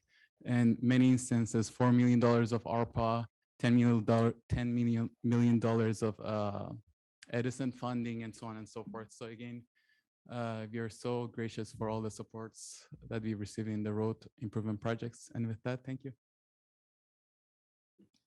Supervisor Williams, you have your light on. Any other board questions? Well, just at some point, I would love to see the previous years too. I want to kind of understand the trajectory over a lifetime, right? Which would be really useful, or as long back as you have information, but you don't need to give it today, but I just want to understand this more systemically. It looks like really in the last 12 years, on good years, we hold steady, and on bad years, we fall. And so turning that around and even outperforming Scott's prediction of one PCI point and gaining nearly 2, that's an accomplishment. And we, of course, would like to have the opposite take place. On bad years, we hold steady. On good years, we improve. Supervisor Hart. I think that's a great aspirational goal. I appreciate Supervisor Williams putting a highlight on it. I just wanted to express support for the new formula, the 75-25%. I'm a donor district in this new formula, but it does seem fair in the larger context, and want to help my colleagues do the job of maintaining their roads in their districts as well. Any other comments? Do we have any public comment on this item, Madam Clerk? Chair Hartman and members of the board, we have no request to speak on this item. Well, I just, Rucker Road and that dip, it has to be the worst dip in the county, and it was so unexpected. And I have to say, I scraped my car a couple times on that before I learned. So it's good to see that that's been fixed. So any comments on staff recommendation? Going to get a motion in a second. Supervisor Williams? I'll move staff recommendation. Second. All in favor say aye. Aye. Aye. Any opposed? Passes unanimously. Thank you. Thank you.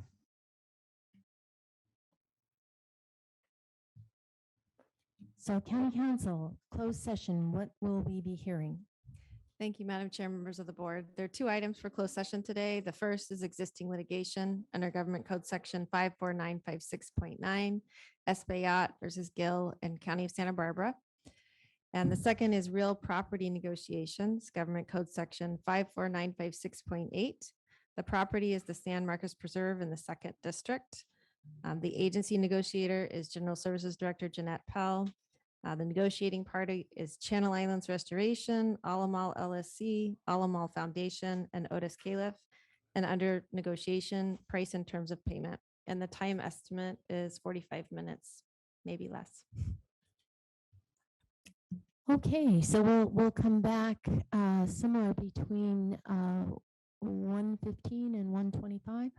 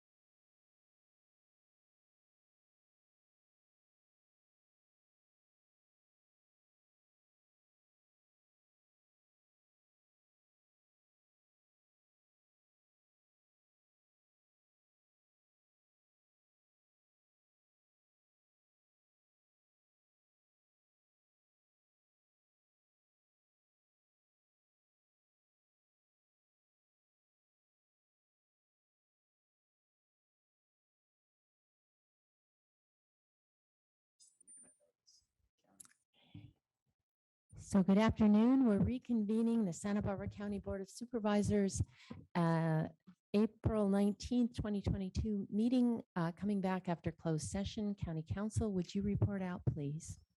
Thank you, Madam Chair, members of the board. The board met in closed session on 2 items. The first, existing litigation, Espaillat versus Gill in County of Santa Barbara. The second, real property negotiations on San Marcos Preserve, second supervisorial district, and the board took no reportable action. Thank you. And we trailed one item, A8, from our administrative agenda. And would you read that into the record, Madam Clerk? Yes, thank you, Madam Chair and members of the board. Administrative item number 8 is from the County Executive Office. It is to consider recommendations regarding state general fund allocation from the California Natural Resources Agency fiscal year 2021 through 2022 for the Foothills Forever project. Thank you. And do we have any requests to speak on this item? Chair Hartman and members of the board, we have no requests to speak from the public on this item. Any discussion on the part of the board, or if not, I'd take a motion. I'll make a motion to accept the staff recommendation and also to thank both our state assembly member, Steve Bennett, and our state senator, Monique Lamone, for their outstanding work in helping align this funding with this wonderful community project that preserved the Foothills Preserve forever. And their additional contribution made a huge difference at the last finish line to put that community fundraising effort over the finish line. And we're very, very grateful for their hard work and their commitment to it.